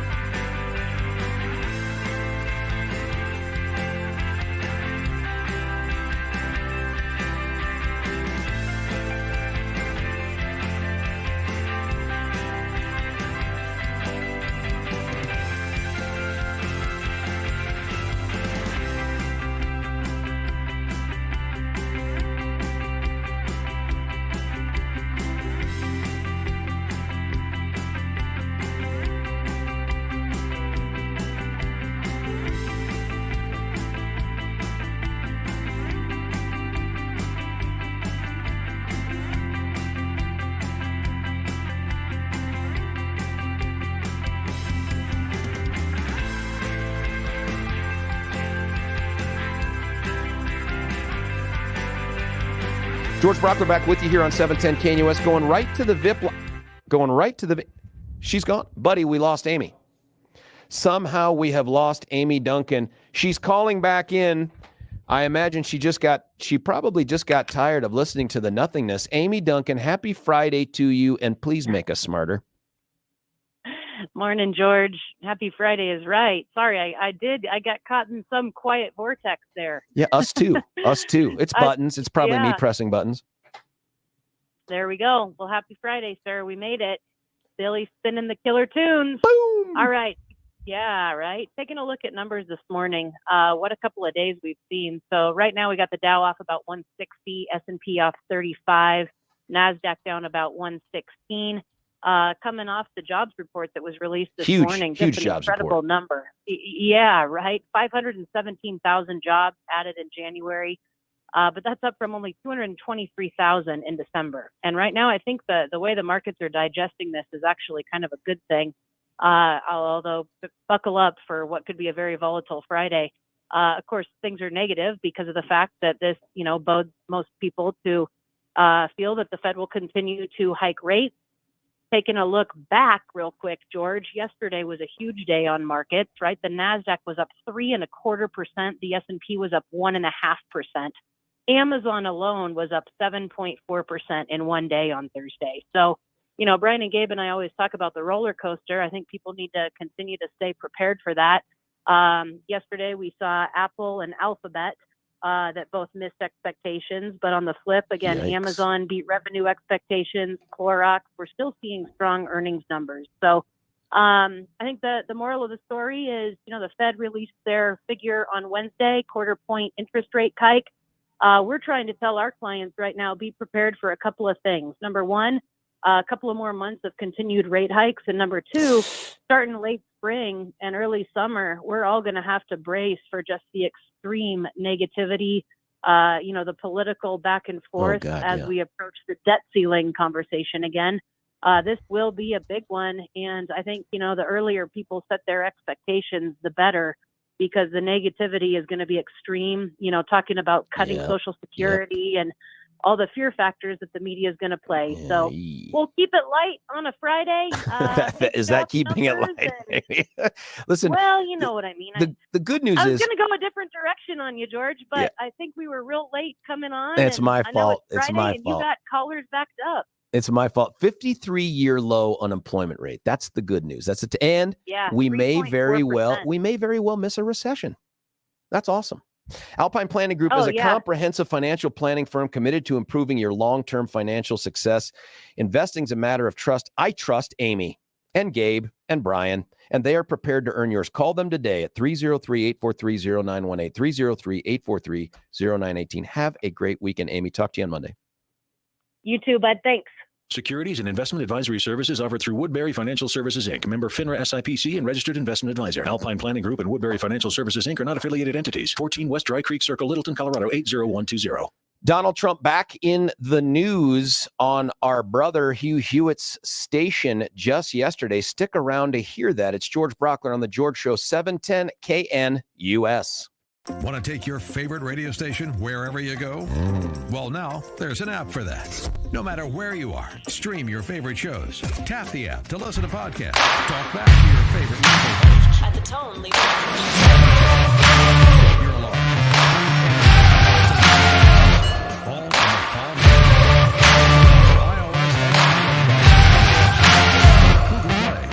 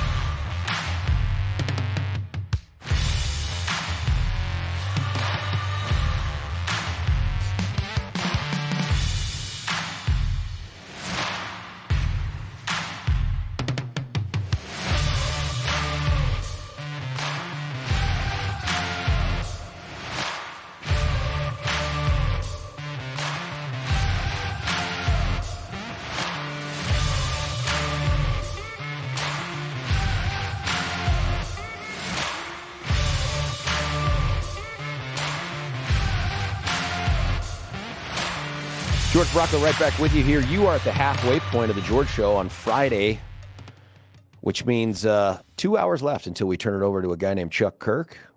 Prager after that, Gorka after that, and then live and local with Deb Flora and Stephen Tubbs. Billy, maybe we reach out to Stephen because this weekend will mark 5 years of sobriety. No, it's going to be 5 years of Stephen Tubbs. Many call him Steven corporately, but on 710 KNUS. I can't believe it's been 5 years. I remember when Stephen made the transition, both from the other big channel and also to a man. And it was on the same day. So 5 years. And then, of course, the radio historian, both unofficial and official, Alexa, has told me that later this month will mark 3 years, which I can't believe that it's been 3 years. That's 30 pounds ago. But nonetheless, the big anniversaries. Maybe we'll figure out a way to get Stephen on the show later in the 9 o'clock hour. My thanks to Amy Duncan, who suffered through what is just my fault on managing the time sound thing there at the end of the last hour. But she's just such a pro. I mean, just wonderful. Love those guys at Alpine Planning. Let me talk to you about something else that took place on really this station, but our Salem brother, Hugh Hewitt, was able to score a huge interview with President Donald Trump, as you know, an announced candidate for president. No one else that I can think of that's major has officially announced. There's probably a bunch of people from New Mexico or something who've announced they're going to run. We'll never hear from them. We do know that Nikki Haley has announced her future announcement, which is weird, but I understand. Testing the waters, trial balloon, I don't know. But she's announced later on she's going to announce her run for president. And of course, the president wanted to weigh in on that. And I can't find the exact sound of it. But the quote that's attributed to him is, she should run. Nikki needs to follow her heart, not her honor. So taking a big punch at his former ambassador to the United Nations and the former two-time governor of South Carolina, very popular governor. That should be interesting. But what is more interesting are some of the words that Donald Trump answered to Hugh Hewitt's question. Now, listen, before we go down this road, I know there are a handful of you who get super worked up anytime I don't say something other than Donald Trump is the sexiest, smartest, best politician we've ever had in America. So I want to brace you for this. This is not intended to be critical. This really is intended to be a conversation with you. And if you are a always Trumper person, you're really the person that we need to have this conversation with almost more than any of the never Trumper people. And for those of you who are like, oh, Brockler's a never Trumper, you know that's not true because I voted for him twice. And if he's the Republican nominee, I'm going to end up voting for him again because the alternative is just unthinkable. We're living it right now. Having said that, I need you to call in and tell me about how these statements affect your thinking and maybe your future vote in this case. So the first one is a comment that isn't so much about what he would do if certain things happen in the election. The first question from Hugh Hewitt is much more about revenge if he wins. Take a listen to the president's answer here. If you're back in the Oval, will you use the powers of the presidency to punish people who punished you? No, I wouldn't do that because right. I want to bring our country forward. No, I wouldn't do that. One of the best things you did when you ran the first time. Words, but I wouldn't. I would be entitled to a revenge tour if you want to know the truth, but I wouldn't do that. Listen, I appreciate that he said, hey, I want to move the country forward. But that last throwaway part there, as Hugh's trying to get in another question, I'd be entitled to a revenge tour. What? I mean, why would you say that out loud? And when he says it out loud, my concern is this is what's in his heart, that he thinks he's making this magnanimous gesture of I'd be entitled to a revenge tour, but I'm not going to do it. I mean, maybe I'm the only one that it affects that way, but in my mind, I thought, you just said the parts you're supposed to keep to yourself, right? The I'd be entitled to a revenge tour. Do you believe that? Do you believe that that's part of the process when you get elected to be president? All the people that mistreated you, either your perceptions of them from inside the party or outside the party, that part of winning again is the opportunity to seek revenge on them in some way? mean, that concerns me. It feels almost like you're at dinner with someone and they say, you know, I could pick up this knife and I could stab you right in the chest. Now, I'm not gonna, but I could do that. But I'm not, and then like, how do you feel about that person afterwards? Like, oh, well, thank you. And that puts my mind at ease that that's not on your head or on your heart. I just don't understand the statement, I'd be entitled to a revenge tour, but I'm not going to do it. I've never thought that way. When I've run for office, it's never been about all the people that supported my opponents. They're all going to pay a price. I never thought that at all. In fact, I kept many of them on staff. But to just hear this again and tell me, is this a big nothing burger here? Or does it concern you that he believes he'd be entitled to a revenge tour? If you're back in the Oval, will you use the powers of the presidency to punish people who punished you? No, I wouldn't do that because All right. I want to bring our country forward. No, I wouldn't do that. One of the best things you did when you ran the first time. That's words, but I wouldn't. I would be entitled to a revenge tour if you want to know the truth, but I wouldn't do that. This is a guy who feels so aggrieved that he has said, I would be entitled to use the powers of the presidency. That's Hugh Hewitt's question. For revenge. Now, I'm not going to do it, but I'd be entitled to. Just that thought process gives me some pause. Like, do you really believe you'd be entitled to use the powers of the presidency to seek revenge? Even if you're not going to, you believe that? That this is a matter of decision-making on your part? I don't know, folks. It's a concern that that's where his head is, that he is so aggrieved by the past and thinks that he has been so wronged by others that he would be entitled to a revenge tour with the powers of the presidency, but he's more interested in moving the country forward. I don't get it. But here's the part that's really more telling. Here's the part that's more telling. And that is Hugh Hewitt asks a very specific question that relates to a question I asked a candidate last year during the primary hunt. And that question turned out to be pivotal here on some things. But take a listen to this. Earlier today, Larry Hogan, who's going to run, told me that if you are the nominee, he will support you. My question to you, Mr. President, if you're not the nominee, will you support whoever the GOP nominee is? It would depend. I would give you the same answer I gave in 2016 during the debate. The first question I was asked by Brett Baer. I was asked two rather interesting questions. It would have to depend on who the nominee was. Wow. Think about that, folks. Whether or not he would support the nominee depends on who that nominee is. Now, again, we've had this term thrown around and yet never convincingly defined by anybody that's called into the show or texted into the show. Rhino, Republican in name only. Is that the definition of rhino? Someone who's a Republican and expects support from all quarters of the party when they're the nominee, but would withhold their support depending upon who the party nominates? That is a significant mistrust of Republican voters. That's a misalignment with Republican voters. If the majority of Republican voters, through whatever primary process there are, chose someone other than Donald Trump, he might reject their opinion because he may not like that. Well, what's the point of being a Republican then? If you can't pledge support for the person that's going to run.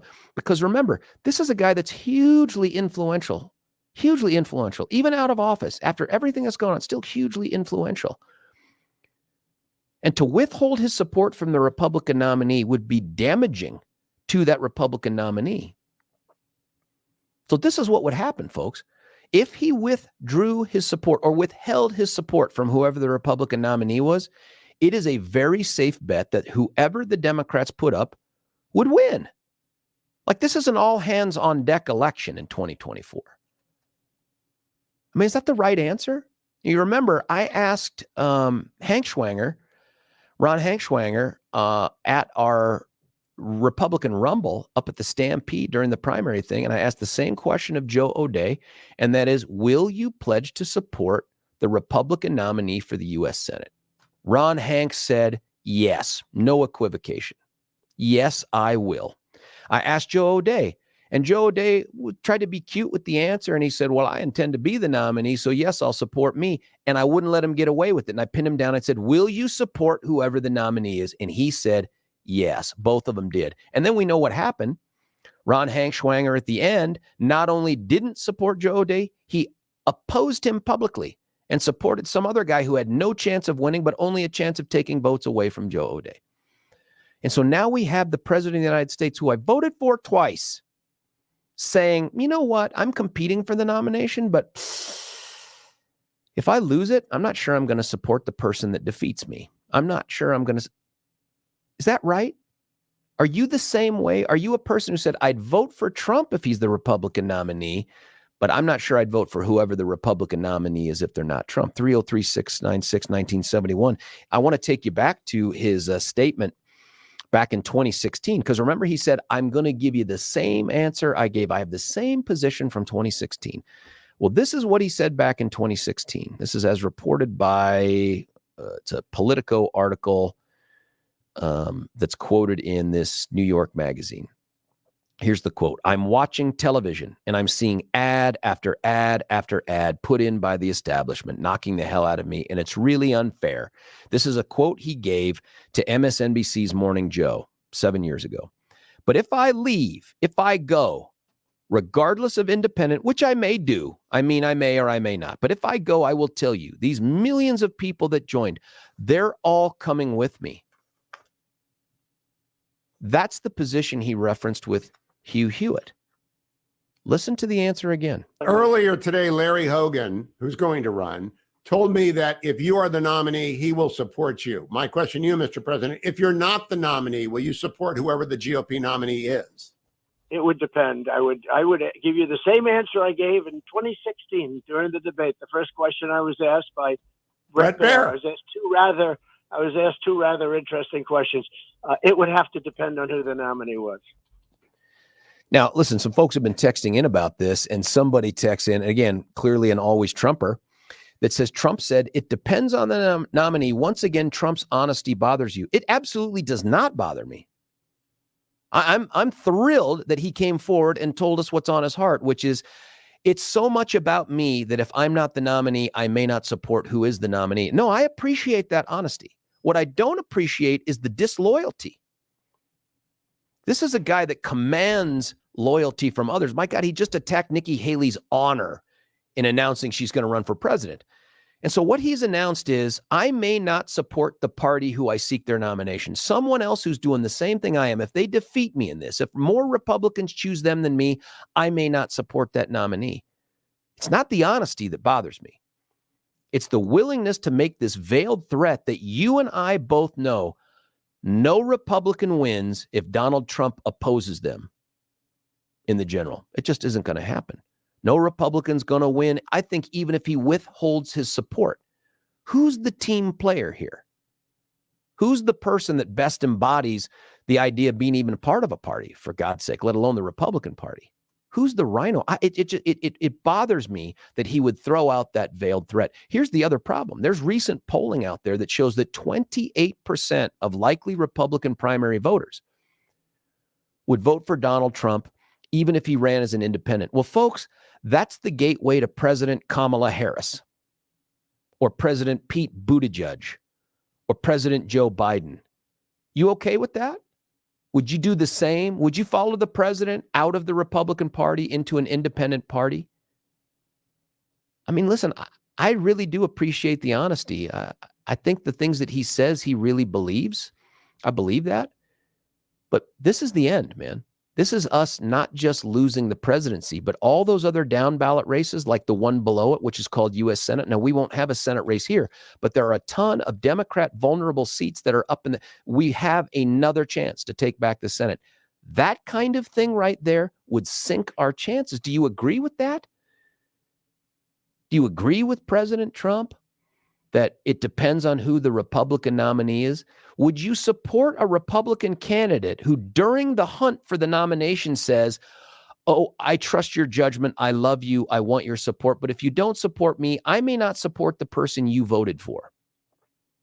I don't know. I mean, is that where we're going?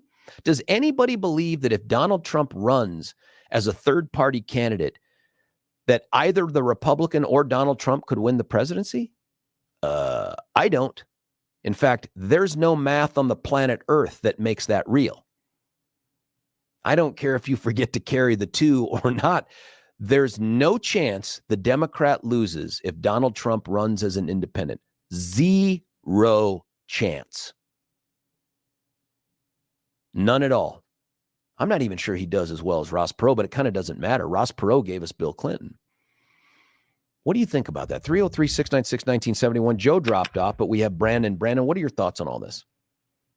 Yeah, really good conversation, George. Rhino, let's look at it this way. How about this? Roman in name only, Julius Caesar. Okay. Yeah. Donald Trump is a super leader, a supreme leader, and he's all about maximum freedom and maximum independence.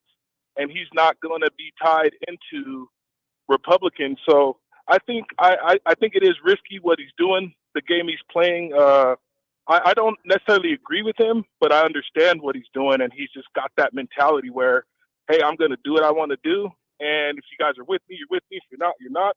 And in his mind, he's going to sleep good at night based upon what he's doing for himself. He's not really in it for the Republicans. You just hit the nail on the head, man. This is about him, right? This isn't about Republicans, and it isn't really about America. It's really about Donald Trump. Yeah, and it's risky. I mean, he does great. If he wins, if he's the guy, we love him, you know what I mean? And he's going to do good. I think he would do a good, second term, but he's not going to tie himself into anyone. He's just not built like that. He's not going to do it. It's tough because, and let me be clear, and I've said this a bunch, if he's our nominee, I'm going to support him, right? Even if there were other candidates I preferred or support, I'm going to support the guy because the alternative is so awful. But he doesn't see it that way.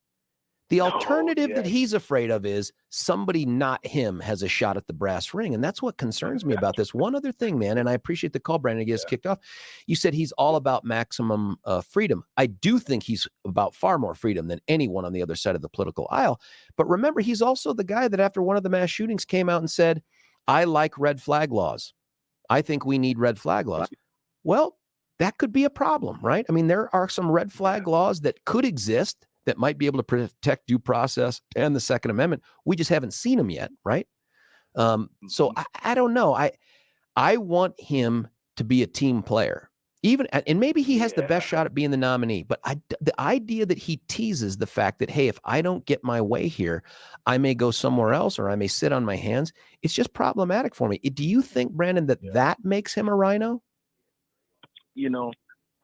Again, it's more, I look at it more like something I understand versus like agree or disagree.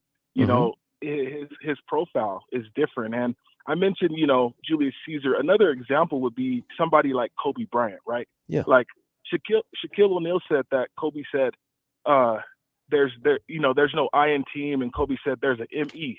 You see, that's how Donald Trump is built, man. He's a ME.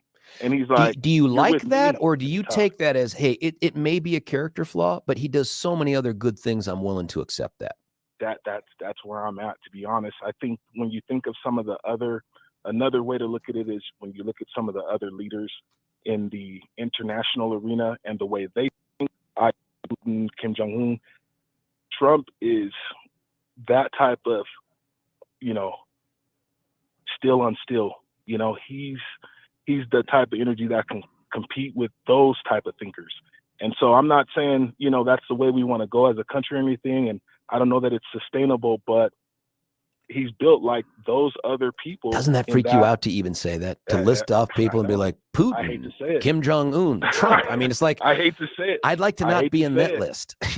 I know. I totally get it. It's kind of uncomfortable, but it's like that ME thinking. He's not a team thinker. He's a follow me thinker. Yeah. And that's so interesting, man.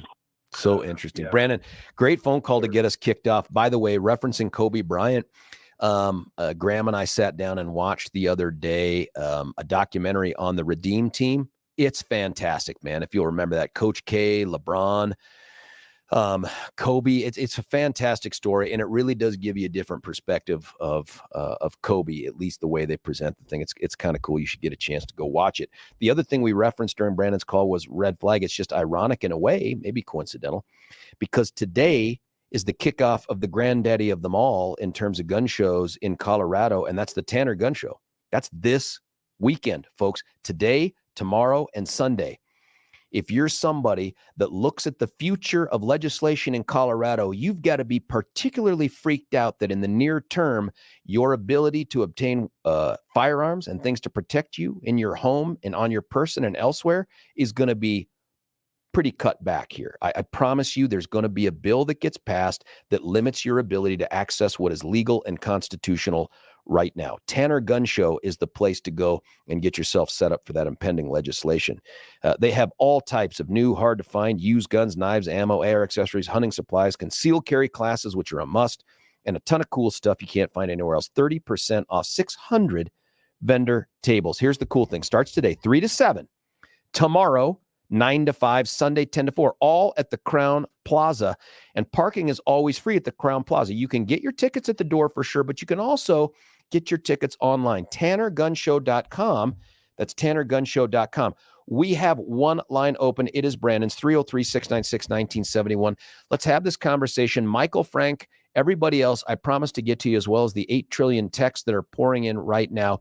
Is what you heard from President Trump concerning, reassuring? You agree with this? Is this going to be better for the Republican Party if he withholds his support from whoever the Republican nominee is? George Brockler on The George Show, 710 KNUS.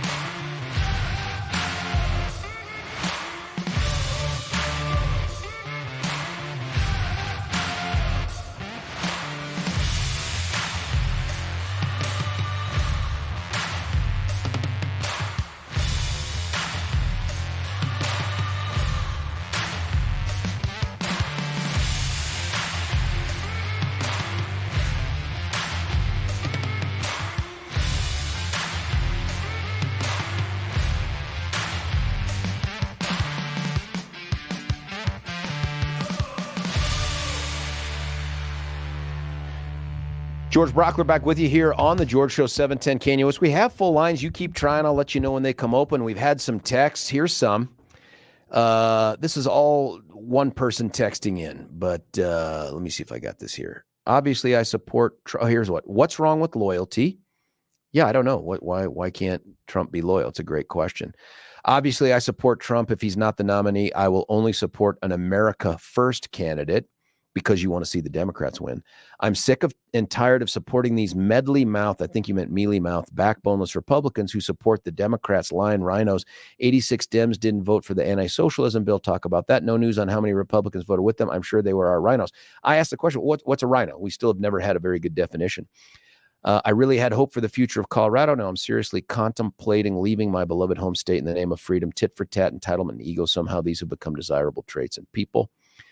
I believe Trump is saying he won't support a, quote, rhino. Okay, I understand. I presume that's what he's saying. I really think what he's saying is I won't support someone who's not me or doesn't bend the knee to me. But more than that, what rhino would you not take over any Democrat nominee? Because that's what you're doing. You withhold your vote, you move to an independent, you vote this libertarian principled nonsense. All you're doing is guaranteeing that somebody whose values don't match with your own, even more than a rhino's, end up becoming president of the United States. Who are you willing to say they are such a rhino? They're so horribly rhino that I'd prefer to have the current president, Kamala Harris, Pete Buttigieg, Tim Kaine, or how about this? Someone's texting in, Michelle Obama. I mean, are they more desirable than the alternative? Oh, here's another one. You're going to play word definition names again. Here's my definition. Republicans who support the Democrat Party line. I don't know a single Republican that supports the Democrat Party line, friend. You may have things where they deviate from you on this issue or that, but I don't know a single Republican that votes lockstep with the Democrats. That's supporting the Democrat Party line. What you're looking for, and I believe this, is you're looking for someone, and this is the new definition of rhino for so many, if you don't support Trump. If you don't support Trump, you're a rhino, and that's where it is. Here's one, George. Here's, you're really not that ignorant, are you? Yes, no, it's a different one. Sorry. Trump is the king of the afterthought, telling you how he feels, and he is absolutely due revenge after all the evil demon rats have done. Come on, man. Also, him not supporting the GOP candidate is why he got elected in the first place. His brutal honesty is why people love him. And by people, do you mean less than the majority of American voters? Because the dude's never won the majority vote. Which American people love him for saying things like that? I believe there are some out there, but it ain't the American people. It's a portion of the Republican Party. George, the Republican Party never supported Trump. The Republican Party supported. Are you crazy? What do you think happened in the general election? You think Trump did that all by himself? I mean, yeah, they've been paying his legal bills. I mean, come on, man. Not trying to think about this. Obama used the power of the presidency to spy on Trump and the Trump campaign. Many politicians were involved in the BS Russian collusion story. Biden also used his office to inappropriately unmask Michael Flynn. Agree on all of those things. But that's rear view mirror stuff. What we're looking for right now is who out there, raise your hand if you're driving, keep one hand at the 10 o'clock. But who is it that's like, I don't care who the Republicans put up. I'm in bed with whoever the Democrats are going to put up. There's probably a handful of people out there who are raising their hands right now. But folks, if the idea here is that the Republicans are going to have a legitimate shot at winning, whether it's with President Trump or without, there's got to be some sense of cohesion or unity of purpose. Because remember, the last two times this guy was on the ballot, he did not achieve 50% of the popular vote. That's a growing trend. We need every vote possible. Does the mere suggestion that if it's not me, it probably won't be thee, does that work for you? I mean, the folks that are, just separate yourself from I love Donald Trump for a moment. And I get it. And I thought Brandon had a very candid, honest, and pragmatic answer. And that is, look, obviously the dude's all about ego. Obviously the dude's all about me. But all the other stuff that he's done that's so good, I'm willing to take all that. Because, and by the way, that's my position as well. I'd vote for him as the nominee. So this whole George never Trumper nonsense, it's never been right. It won't be right in the future. But the question is for you, if you're one of these always Trumpers, do you support the idea that it's better that the Democrats elect whoever their nominee is, then the Republicans elect whatever rhino they may put up if it's not Trump. Do you believe that? Would you support that? 303-696-1971. Michael, you're on 710. What do you think? Yeah, I looked at the same thing, and I look at it and say, if he's not going to win, and I'm 100% behind him, but if he's not going to win, I need another Republican in there. And I think a lot of people, what they need to do, instead of letting Trump sway you back and forth, whether he's going to be an independent or whatever, is say, listen, he didn't win. He's not going to. I don't think an independent's going to win. We have to win. Put your support behind the person that defeated him. And otherwise, you're going to just sit there in the middle of everything, and you just get swayed back and forth by the Democrat Party. Well, and I think, Michael, you've said something here without using these words that I think this is where you're going to, is that, look, even if you didn't prefer whoever the Republican nominee is, don't treat your vote as a vote for them. Treat it as a vote against whoever the Democrat is, right? Treat it as the opportunity to make a change. And I understand being forceful. I coached high school and college football and track and field. And, we had a bad team. I had to come in there and say, listen, it's my way. We're going to win. Don't listen to anybody else. Support this. And you have to do that. But at the end of the day, if you don't win, you need to recheck and see what you're doing. And if he doesn't win, you got to say, listen, we tried everything we could. We got all the support we could get. Right. You guys have chosen, because you're supposed to choose the president. If they didn't choose them, go behind the person that they chose. Michael, any thought? That's wisdom to me. Michael, any thoughts on the quote earlier in Hughes' interview where he said, I'd be entitled to a revenge tour with my presidential powers, but I'm not going to do it. Does that strike you in any way? Yeah. I don't know if you're entitled to it. It'd be nice, I probably would have said it this way. Listen, I stepped in the battle. The minute I stepped in, I got lambasted by everything left and right.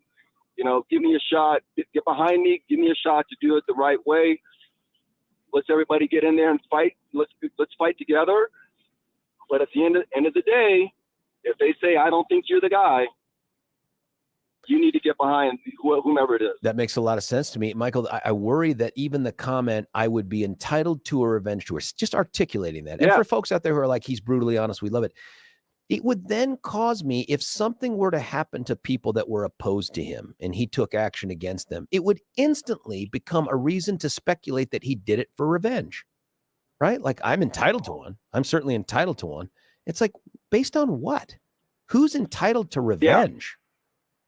Yeah, I'll tell you what. As a trainer, I was a trainer at a club and everything, and I had people come to me and say, "Who are you going to vote for?" And I'm like, "I'm trying to do my job," and everybody there was like, "Well, if you're not going to tell me who it is, it's got to be Donald Trump." Well, listen, that's what we're up against citizens. That's what we're up against. So how are you entitled to win? You're fortunate that we think you're the leader and we get behind you, and you need to honor that. It's not an entitlement. You're honoring us, and that's where it starts. Buddy, I think this is why I think my position really is yours, which is, listen, if Trump's the nominee, I'll support him just as vigorously as I'd support whoever the other Republican nominee is, but got to support the Republican nominee, because the alternative of not doing that is the Democrats win again. Michael, thank you for that phone call. Also cool that you get to coach high school and college ball. Michael's line has just filled up right away. 303-696-1971. Red hot topic here. Here's another text. Trump is a rhino. He's actually a me only. This is obviously his last hurrah. He's out of time if he isn't the nominee. I believe he will go to a third party. Grenade, any hope of a Republican president. That is exactly what I predict will happen. So we either nominate him or we elect a Dem. Until Republicans start ballot harvesting, mail-in ballots with fake signatures, voting machines working 100% Republican counties, until ballots under tables are not counted, the same box counted 4 times, no Republican will win. Rhino is equivalent to Catholic who supports or is neutral on issues like abortion. Joan from Lakewood says, Joe O'Day. Yeah, listen, that's not a definition. That's your example of one. But Joan, you got to give me a definition of why that person is a rhino and why you would choose the Democrat over them, because that's what you'd be doing.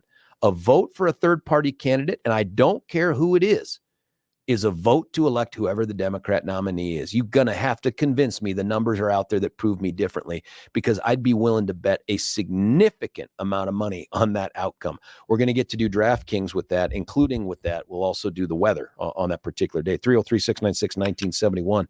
Frank, you're on 710. What are your thoughts, Frank? Hey, George.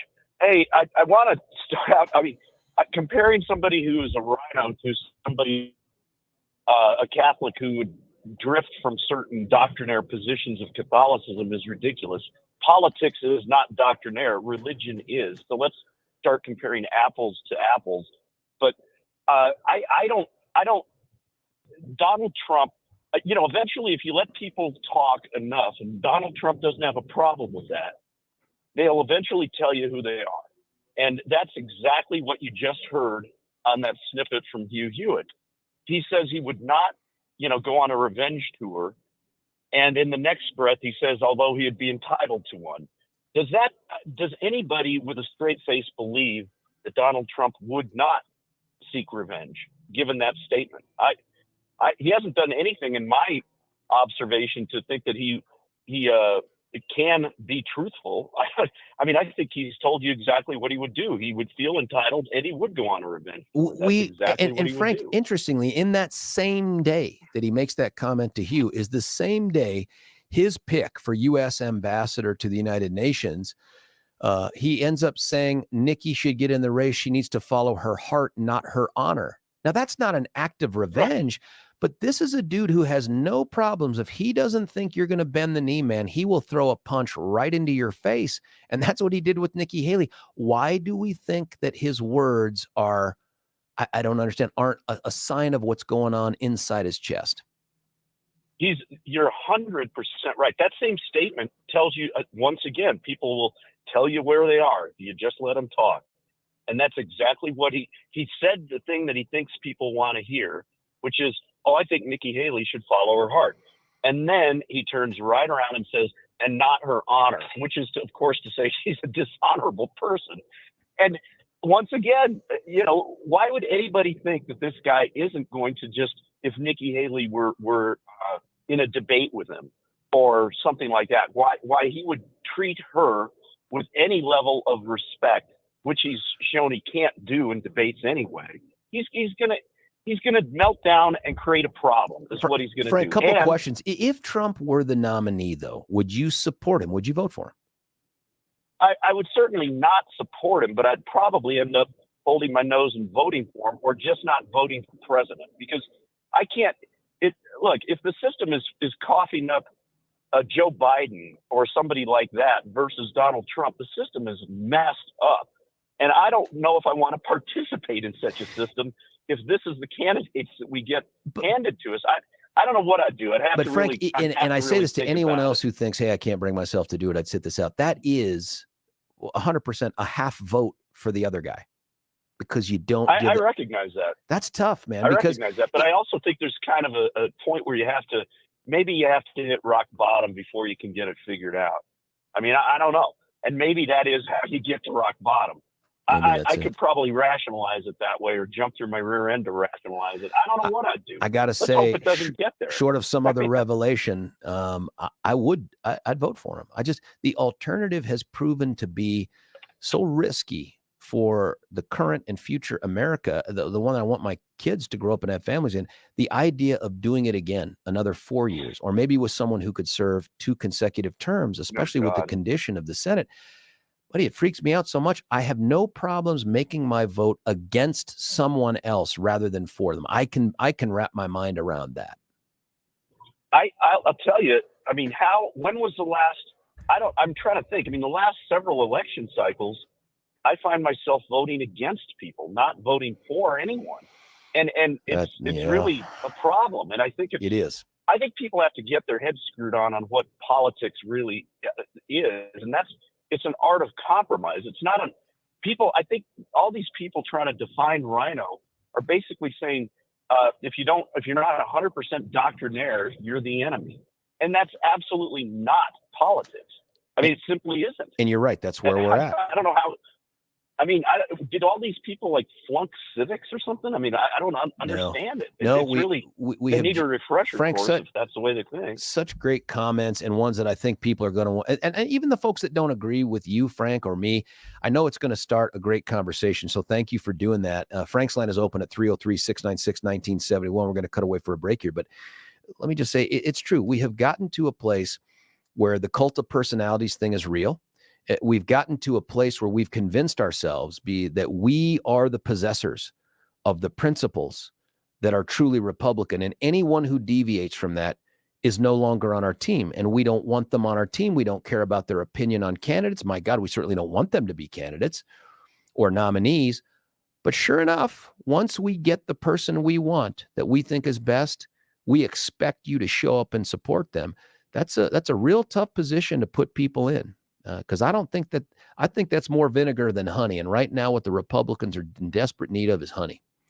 And that's to attract more people. And this current purge that we're about to engage in, and I think that's going to happen at the state level and maybe even at the national level, this purge only makes the Dems smile. It only makes those on the progressive side feel like we've got an open field in front of us for the next decade. That's what they think. 303-696-1971. Frank's line is open. Frank and Mike, who are on the line right now, everybody else is calling in, and all of these texts that are coming in. Text us. If you don't have the time, the ability, or the guts to call, text us and let us know your thoughts. I'll continue to read these things. Stick around. It's George Brockler on The George Show, 710 KNUS. Want to take your favorite radio station wherever you go?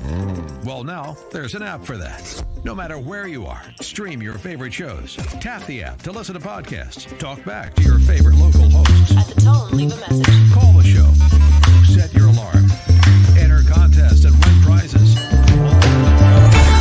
Available now for iOS and Android devices. Free. Download.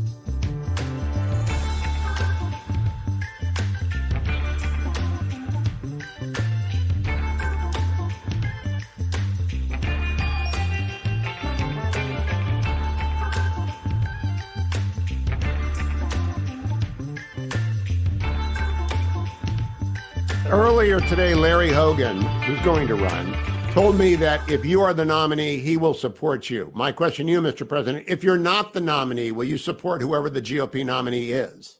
It would depend. I would give you the same answer I gave in 2016 during the debate. The first question I was asked by Brett Baer. I was asked two rather interesting questions.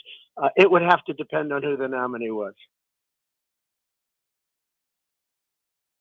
George Brockler right back with you here, 710 KNUS. That's President Donald Trump on Hugh Hewitt's show, our Salem brother, I think yesterday. Was that today or yesterday, Billy? That was yesterday. And that's really been the conversation that we've been having so far with folks is impact thoughts, agree, disagree. I think it would be disastrous. I think it would guarantee an election of whoever the Democrat nominee is. Frank from Evergreen, what are your thoughts, sir? Well, George, I've been a reliable Republican voter for my entire voting life, which is 50 years. And there's only been two presidents in my life who did what they said they were going to do. That's Reagan and Trump. And maybe you could explain to me why I would continue to do that when the Republicans have been so feckless and non-performing. Well, listen, we could do an entire segment on the things that President Trump said he was going to do that he didn't get done. That doesn't take away from any of the great stuff he did, but that's just simply an overstatement of his performance in office. Having said that, would you rather see, and maybe the question is, who could the Republicans nominate that you would prefer to see a repeat of the current president, or President Kamala Harris, or Buttigieg, or Michelle Obama? Who would you prefer on the Democrat side more than any Republican who could win the nomination if it's not Trump? Well, I think we're at the point now, and unfortunately, I probably won't live long enough to see it, where the Republicans, if Trump's not the nominee and does not win the presidency, the Republican Party needs to be burnt down and start over. And I mean that, I don't mean that literally, obviously, but the Republicans are every bit as bad as the Democrats. And even the ones that supported President Trump. Well, yeah, I guess yes and no, it depends who they are. But the like I said, and as far as a rhino goes, at this time in history, George, you're a rhino, because my question for you is, you know, you will vote for Trump if he's the nominee, but you'll do everything in the meantime to keep him from being the nominee. Would you do the same thing for DeSantis, let's say? Probably not. What does that mean? How does that make me a rhino? That makes me maybe. Because, okay, let me explain it. Again, it feels like this is all about Trump, not about Republicans. Yeah. Oh, yeah. The rest of them are all completely selfless. Yeah, I got it. No, not that at all. But buddy, what you're saying is, if I don't support Trump through the primary process, I'm a rhino. You're making being a rhino related to Trump. What I mean by it. Yeah, I can explain what I mean by it if you like. I can't. My Frank, definition do me of a rhino, favor, because man. Yeah, I got 10 seconds. Sure. I'm sorry, buddy. The music's going to play, but go ahead. Yeah, who's the strongest Republican today? Trump. You don't support Trump, you're a rhino. And the same thing would be true. Hold on. Isn't the proof of that how he does in the primary? He won't be the strongest Republican if he doesn't win the primary. Well, if the primary is today, he'd win. Maybe. I don't know, but it's not today. And so the question is, if he's not the nominee, are you going to support who is? Well, like I said, it might be time you burn down the party and start over. Man, I can't take that position, but I appreciate the candor. Stick around. More conversations with Mike, Frank, everyone else. George Brockler, 710 KNUS.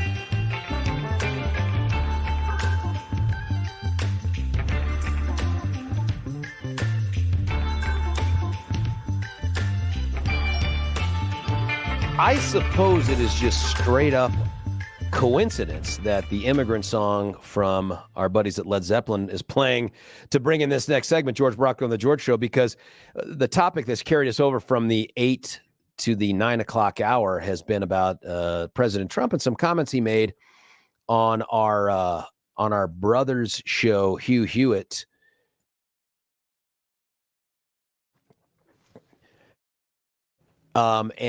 He made some comments that I have a couple clips from that I'd like to play for you just as a reset, and then we'll get to Mike and Tom and everybody else on hold. We do have one line open at 303-696-1971. And one of the things that has happened is we've had a bunch of texts come in, and someone has taken issue with the fact that when Frank, who called in at the last segment, did a great job, had said, look, he's one of two presidents in my lifetime who have done everything they promised to do. And I said, no, he hasn't. Someone texted and said, tell me what Trump didn't do that he said he would. And of course, my response has always been, and this is the first place to start, it's not the only example, a completed wall that Mexico paid for. And the response was, details. With no support from Congress, he built more wall than I expected. That's not the promise. The promise wasn't, I'll do my best.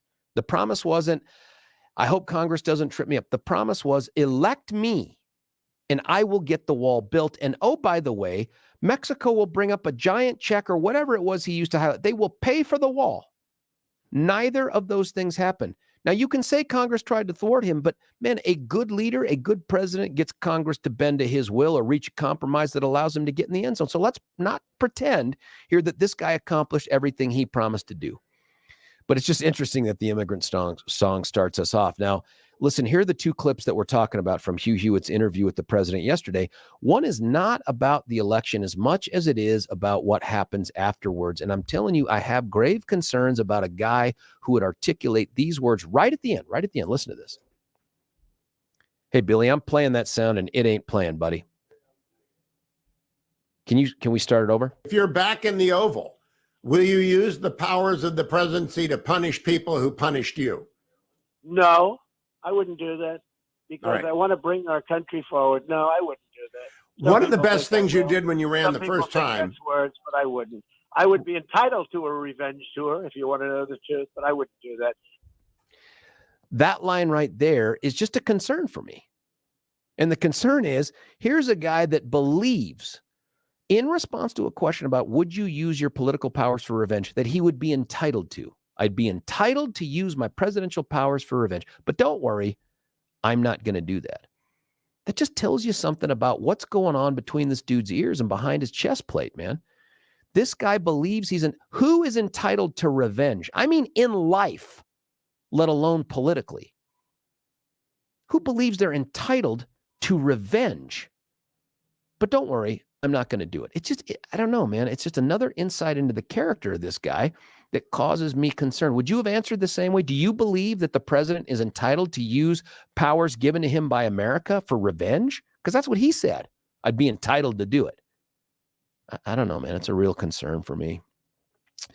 Here's another one, though. This is the big one right here. And this gets us back to something that we just dealt with in the 2022 midterms with Hank Schwanger, and that's this. Earlier today, Larry Hogan, who's going to run, told me that if you are the nominee, he will support you. My question to you, Mr. President, if you're not the nominee, will you support whoever the GOP nominee is? It would depend. I would give you the same answer I gave in 2016 during the debate. The first question I was asked by Brett Baer. I was asked two rather interesting questions. It would have to depend on who the nominee was. Really? I mean, is that true for you? As you look at 2024, when we're talking about changing party control of the White House, and frankly, an opportunity to do so at the Senate level and hold on to the House and hopefully widen that margin. Is that how you feel? You feel like President Trump does, that if he's not the nominee, you're either going to withhold your vote, like Frank said, or you're going to vote for President Trump if he runs as a third-party person? Do you agree with him that that's the direction we need to go? Do you believe if you took that position, if he took that position, who do you think would end up being elected? I will tell you right now with 100% certainty and clarity, whoever the Democrat nominee is wins, and they win going away if President Trump runs as a third party, and they win if he withholds his support or even says negative things about the Republican nominee. Game over. It's over. He just has too much influence. I just want him to use his powers for something big. I want him to put something ahead of him. Something. And there's no indication to me that a decision about, let's wait and see who the Republican nominee is. And it really got us into this other debate, which no one can seem to answer the question. Frank tried in the last hour, and that was, what's a rhino? What's a rhino? I wouldn't support a rhino. Who's a rhino? And Frank said, I'm a rhino because I wouldn't support Trump in the primary. I said I'd support him in the general. I wouldn't support him in the primary. That makes me a rhino because, as Frank says, he's the strongest Republican out there. For the moment, that may be true, but based on what? Polling?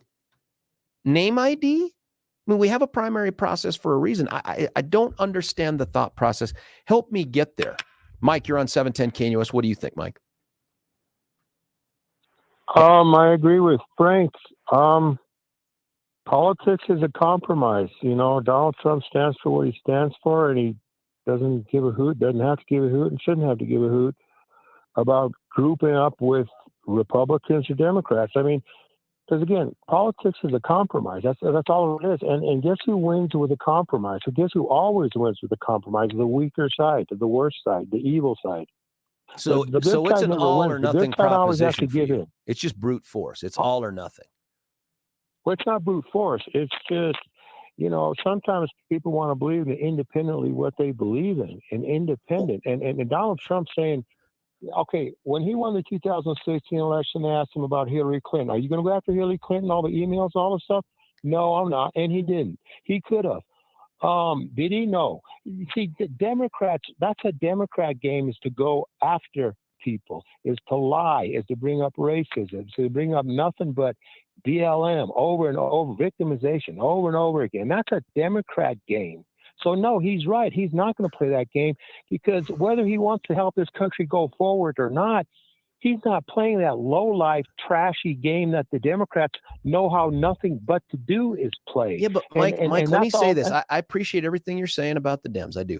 But the guy who claimed to be the victim of the last election was Donald Trump. If you're talking about someone who plays the victim card, he's a guy that continues to live in the rearview mirror on this thing. But let me get to the other question. No. What do you think about his comment about I'd be entitled to revenge? Do you believe that he'd be entitled to use his presidential powers for revenge? If somebody shot my whole family, I would be. No, but nobody shot his family. Nobody shot his family. Okay, just you're talking revenge. Revenge, you can go anywhere you want with revenge. It's the way they've been attacking this guy since he stepped foot on the stage and afterwards, and even he did go after Hillary, but Hillary went out, all her friends, let's go after him anyway.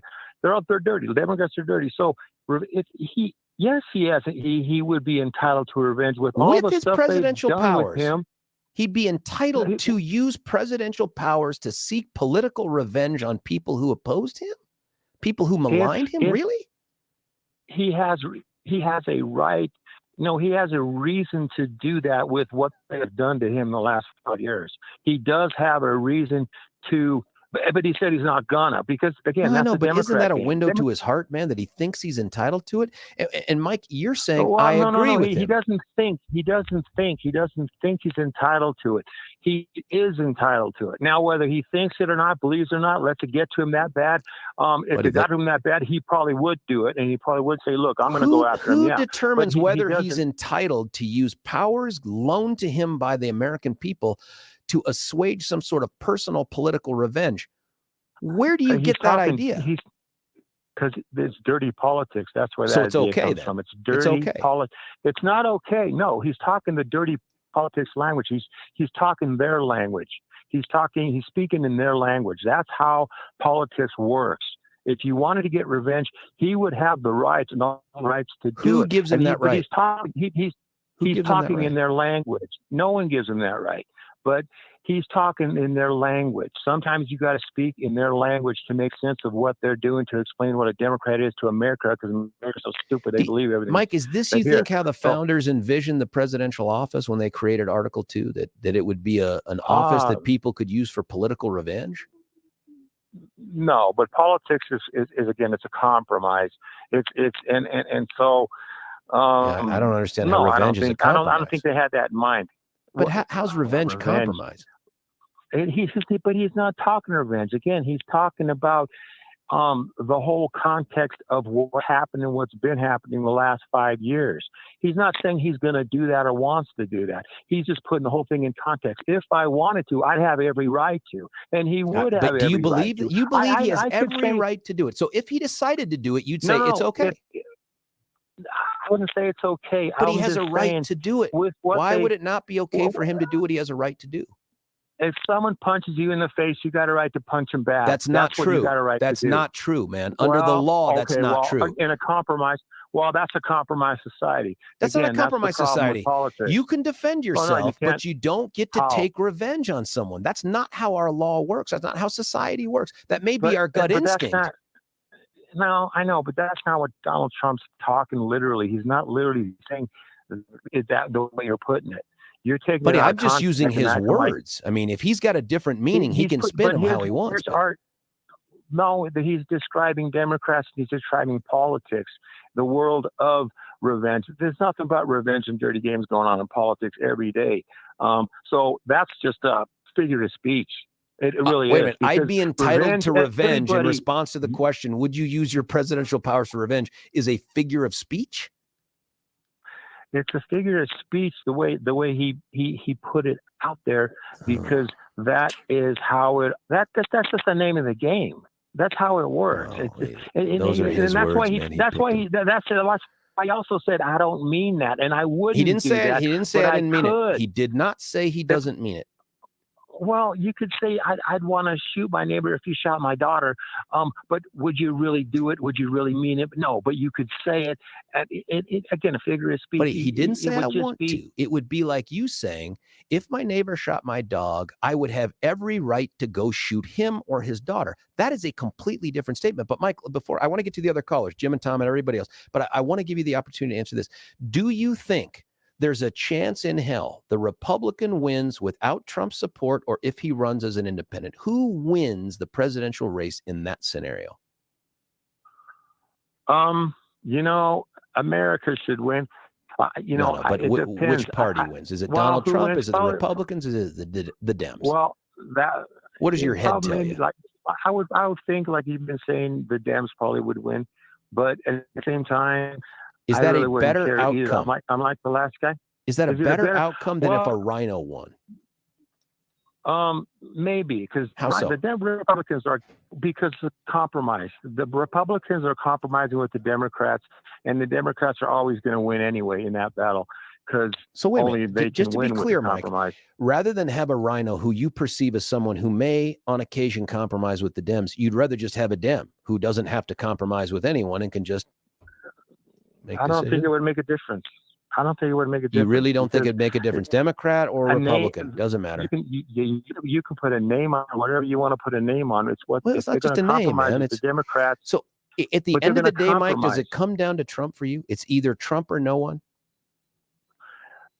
Yeah, because I believe in independent thought expression and everything else, and I don't care for party, because party is a groupie mentality. I don't care for group. I'm not neither one. I'm not gonna be neither one. I'm gonna vote for the best guy, the most honest guy, and Trump will tell you just what he thinks. And if he screwed up on the wall, well, okay, he fell short on that, but I'm not gonna hold that against him, because that wall is all political. It's run by the Republicans, believe it or not, because guess who hires all those illegals? The Republicans and their big money corporations. So, again, that's your compromise again. It's the whole political scene is compromised. I don't care what name you want to put on somebody. They're going to still do the same. They're going to compromise. Like I think a couple callers before Frank, or the other Frank, there was a Frank before him that mentioned compromise is politics, and that's what politics is. It's compromise. And Mike, I agree with you on that. And Mike, either way, they're going to win. Buddy, forgive me. I agree that compromise is politics. That's how the framers intended it, right? Like if they intended to have only majority rule, we wouldn't have the Constitution that we have. We wouldn't have a Bill of Rights. If all they intended was it is just pure force of will and I mean, majority wins everything. There's just no reason for a constitution, man. We got that in other countries in the world. We don't need that here. So this idea of compromise, like somehow it's poison. Like, oh my God, we can't compromise. It is compromise. There are lines that we draw that we say beyond this level, we won't compromise. But this idea that politics is broken because we can't just force our will on the other side, Man, that ain't America. It has never been America. And I promise you, it will never be America as long as the Constitution is the way it is. Here's some other people texting in here. And Mike's line is open at 303-696-1971. Give it up, George. Trump is my all caps president. The first day of your show, Billy blew me off and wouldn't let me express my thought on election fraud. Told me I didn't know what I was talking about. I had a very nice story to share. I was excited about your show. Have to turn you off when I hear your voice. Apparently not. Apparently not, but thank you for listening for those few seconds so you could generate your text. I thought the congressional GOP members were investigating the politicization of the DOJ, FBI, and IRS. This idiot wants to justify the Dems' actions. Trump's revenge is not just personal. His loss has gravely affected the entire country. Okay, so what? I mean, listener, does that mean then, but because it's affected the country, he's entitled to revenge? I mean, we can try to ameliorate his words as much as we can by saying it's a figure of speech. It's not. The question was very direct. Would you use your presidential powers to seek revenge? And his answer wasn't no. His answer wasn't, hey, listen, everybody's got a gut reaction or revenge, but I would never act. And it wasn't that. It was, I'd be entitled to a revenge tour, but I'm not going to do it. How do you justify thoughts like that? What gives him the right to use presidential powers to assuage his own personal and political sense of being wronged? Republican candidates for president, ? Jim Jordan, Ron Johnson. Would you support him over Trump? Why is DeSantis a candidate? He's not yet. He does not want to leave Florida and has said this. Yeah, he's not a candidate yet. He could be, though. But would you support him? Would you support Ron DeSantis? Would you support Nikki Haley? I mean, I'm talking about if they win the nomination. Or do you follow Trump into another Democrat reelection here or an election? When Mitch McConnell said the number one priority of the American people is Ukraine while passing giant omnibus spending bill along with Schumer, I changed my party affiliation from GOP to unaffiliated that day. Leader Mitch is frequently a rhino. If this is politics, it's losing politics for conservatives. I guess then the answer is if I can't get my way, the other side should get theirs, because that's what this nonsense is about. Going right back to the phone lines. Tom, you're on 710 KNUS. Tom, what do you think? Well, first I'll handle the rhino question for you, Yeah, George. please. If you put three Democrat leaders or just registered Democrats in a room, they'll all come out of that room using the exact same verbiage on whatever it is they've decided, like they're incontinent parrots. That is what they do, and then it will be promulgated by the media, 99% of which will repeat exactly what those three people said. You stick three Republicans in the room, they will all come out saying different things, and at least one of them will call the other two idiots. That is how it works when you are an independent thinking person. You don't always agree with everybody, and you frequently have a very different viewpoint about how something should be said that does not agree with the three people who are on your side in the room. And that is what makes the Republican Party a stronger party if they could ever have discipline in how they did stuff, which we don't have. As far as Donald Trump goes. But wait a minute, hold on. Before you get to the Donald Trump piece, you said you were going to tell me what a rhino is. Which one's the rhino? The guy who's calling the other two idiots. Okay. I get it. And it's because of that lack of discipline. And I presume with discipline, you mean cohesion. Like they can all disagree. And I agree with you. We're the party of iron sharpens iron. There's no doubt about that. The Democrats, even at this state level, go back into their marijuana smoke-filled rooms and they agree upon a nominee and they move them forward and they all rally around them no matter what their disagreements are. That's not us. We go Thunderdome, right? In our primaries, two candidates enter, one candidate leaves. They're busted, bruised, bled, out of money. And we say, go get them, Tiger. And yet we have people in our party who are going to say, I won't support them. Right. And I will say that I actually regret more my votes for McCain and Romney than I would ever regret my vote for Donald Trump, because I disagree with another one of your premises. Yeah. Donald Trump tried to deliver on every promise that he made. He was subverted by John McCain on Obamacare. I believe that the Russia hoax and 3 years of complete and utter lies about it is what prevented the wall from being done, whether Mexico would have paid for it or not. But the wall actually being done was completely subverted by flat out lies that our media and our politicians on the left spewed. What kept Mexico from paying for the wall? What kept Mexico from paying for the wall? I personally think that was just a wonderful soundbite and flowery language from a marketer. Not a promise, even though he said, "I promise you," and he even joked around, "I'll get him to bring up a big check." That didn't seem like just some flowery political language. He promised it. What happened? Well, I think he also planned on taxing monies that were being sent back to Mexico, and that would be one way to pay for it, even though the Mexican government would not be paying for it. But again, this is you and I disagreeing because you don't like that didn't happen, or you think Trump was full of crap when he said it. I'm not going to disagree with you on that, but I think we have to recognize that as the president for 3 years, he was not able to actually focus on his policy because he was being investigated and lied about in the media and in Congress. So we had this incredible presidency where the person who was elected by the people was not allowed to function fully as the president. And his biggest mistake was not firing more people. Yeah. The DOJ, Listen, I hear what FBI, you're saying, Tom, but tell it to Bill Clinton. Dude was under an impeachment investigation for several years of his second term. Do we give him a pass? Well, what did he do? And what did he do that caused that to occur? Was any of it false? Yeah. Does it matter? No. Does it matter? He actually lied under oath, George. Oh, I agree, man. Listen, you're not going to get me to defend Bill Clinton. I'm just saying if the argument here is his ability to perform as president was hampered by these procedural things, you and I could agree that the whole Russian collusion thing was crap and a waste of time and money. You and I can agree upon that. But what you're saying is he gets a pass on being ineffective on many of the things he wanted to do because that thing distracted him. Do you give the same pass to Bill Clinton, even though he may be responsible for what it was that they impeached him for? No, actually, I think what happened with Bill Clinton, which actually shows how this works if you're a Republican versus a Democrat, is Bill Clinton actually pivoted and actually started to compromise with Republican ideals instead of with the far left. So it actually forced him to govern as a president as opposed to a far left dictator, which is what we have with Joe Biden, who, by the way, is on a revenge tour against the people who don't vote for him. One last thing, Tom. You remember half of Trump's term in office, he owned Congress. He had Republicans in the House and the Senate. And who subverted him? John McCain.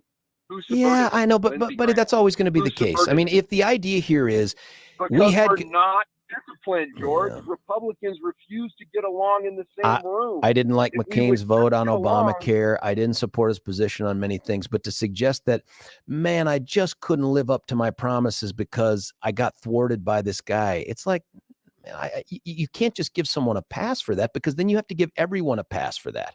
You know, and buddy, I appreciate Tom. I think you've made some pretty coherent and cogent arguments, and I think a lot of people here really appreciate that. I do too, but I got to cut away for a break. Thank you for that call, Tom. Very thoughtful. Tom's line is open 303-696-1971. And I promise you, Jim, Dory, and I'll get to all the texts. Everybody else that's calling in on that open line, I will get to you. I promise. We have enough time. But I need to tell you before I punch out right here, this segment about Mitch Floria from the Art of Granite at theartofgranite.com. Now, don't be fooled by the name of the website.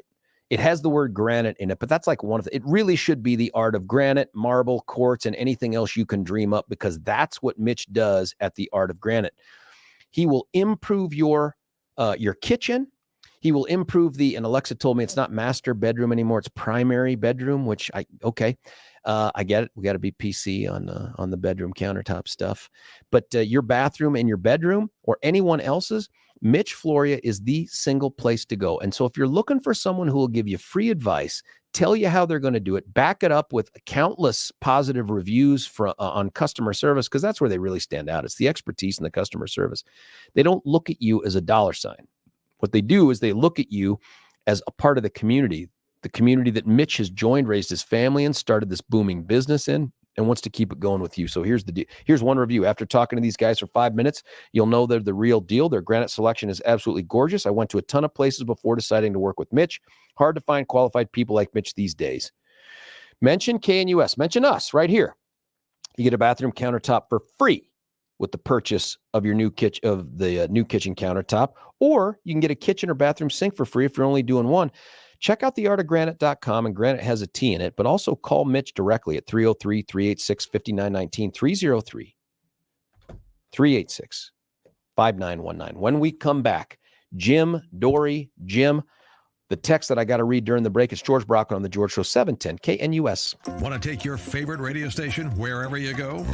Well, now there's an app for that. No matter where you are, stream your favorite shows. Tap the app to listen to podcasts. Talk back to your favorite local hosts. At the tone, leave a message. Call the show. Set your alarm. Enter contests and win prizes. All in the palm of your hand. Available now for iOS and Android devices in the App Store or Google Play. And best of all, it's free. Download today.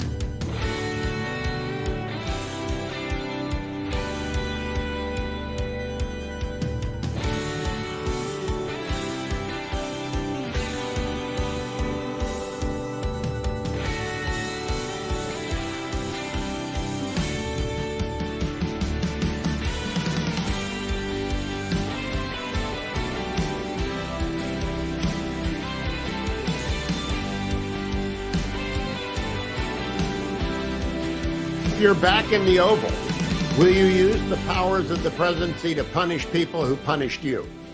No, I wouldn't do that because I want to bring our country forward. No, I wouldn't do that. One of the best things you did when you ran the first time. That's words, but I wouldn't.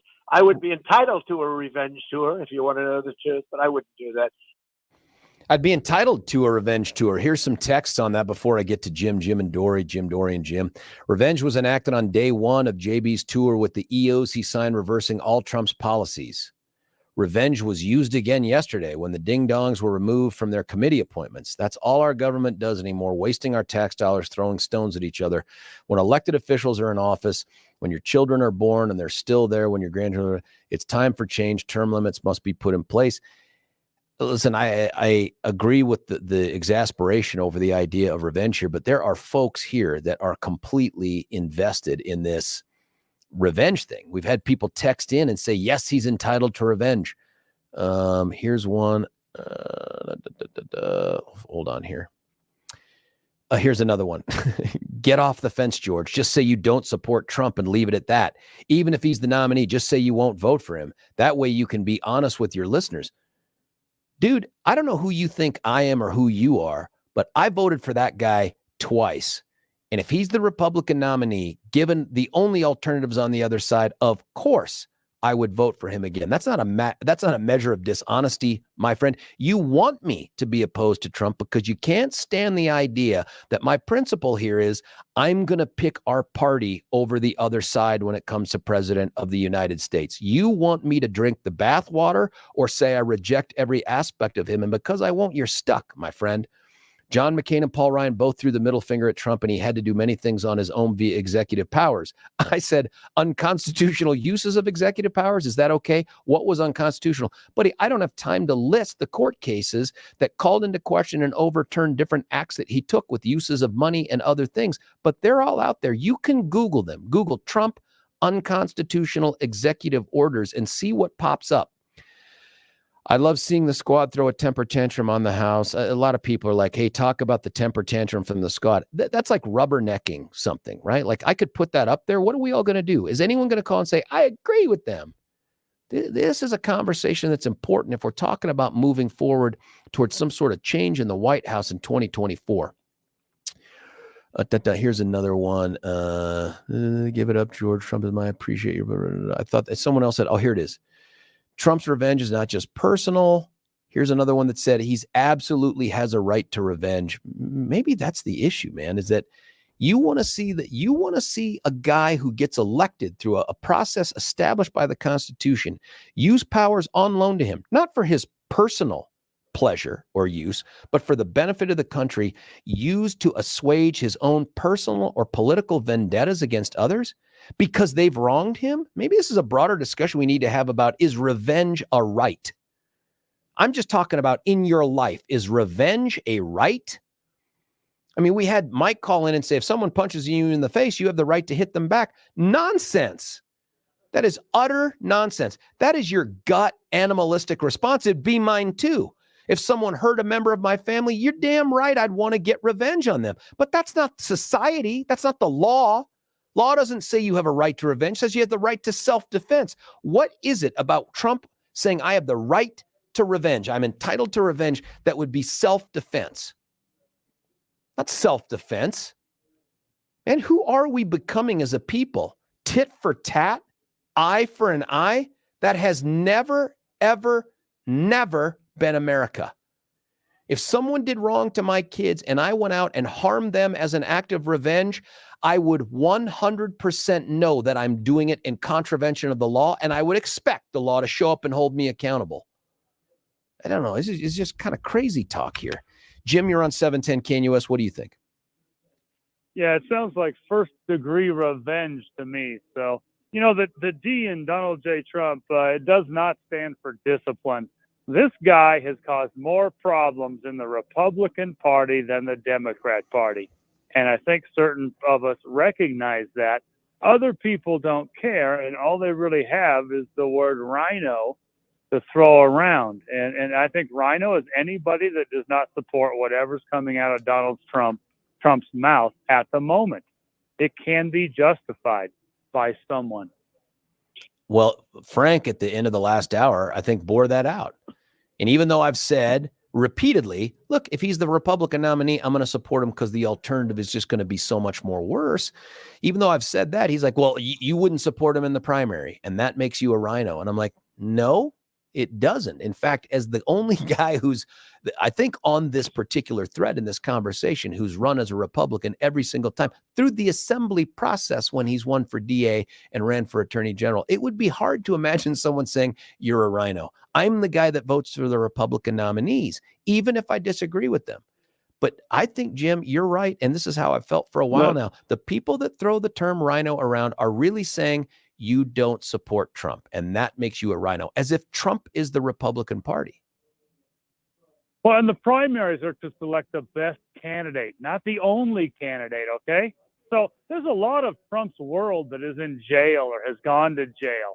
I mean, this guy is a jobs program for lawyers. And a lot of the judges are coming out and saying you can't use the government coffers to create these frivolous lawsuits. They're just pulling things out of a very dark spot. It's not America. Politics is not the World Wrestling Federation. But, it's very entertaining right now. Well, and you're right. In the World Wrestling Federation, revenge is part of the narrative, right? But let me ask you this, Jim, and I've asked everybody this so far. If Trump is the nominee, would you support him over the Democrat? Yeah, absolutely. However, I know that I'm kicking myself in the ass a little bit there as I do it. So I can no longer vote for this Republican without laughing and chuckling. But when you have a Hillary Clinton as competition, there's no contest. Listen, with those words, Jim, you are now less rhino than the always Trumpers who say, I may not vote for the Republican. No. I mean, buddy, you are less of a rhino than they are. Around. No way. I think that it's completely unrealistic, and the Republican Party needs to dump Donald Trump because the Republican Party over the decades has been more pro-business than the Democrat Party. And to think that the Republican Party who supports business is going to allow a wall to be built between the businessman and the cheap labor supply is completely crack smoke crazy. Jim, I appreciate the phone call, my man. Have a great weekend, too. Hey, listen, Dory, you're up next. Jim after that, and now other Jim's line is open, 303-696-1971. I promise we'll get you on. We'll have plenty of time, especially if I take the break now so you guys have an extended period to tell me what's on your mind, and I'm going to do that right now. I want to tell you about a guy out there that changes lives for the better, and he does it every single time. That's a guy named Dan Caplis.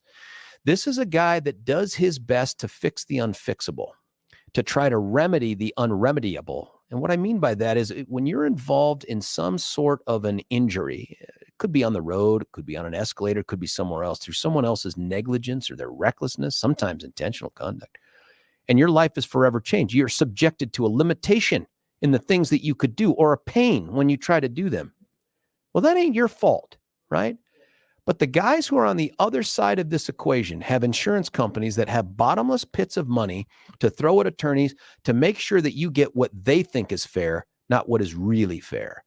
The guy that can help you get what is really fair, the guy that can help you get justice, that's Dan Caplis. He and his partner, Babar Wahid, I did Babar's very first jury trial with him, and I'm certain if you ask Babar when you call, he will say, perhaps the greatest trial attorney in the history of trial attorneys, next to Dan Caplis. I just think he'll say that. I'm not sure. But these two guys go to battle every single day on behalf of those lucky people that pick up the phone and call them and say, help me. And that's what they pride themselves on. It's not the dollars they bring in the door in their own pockets. It's the justice they can bring to the people that have been hurt.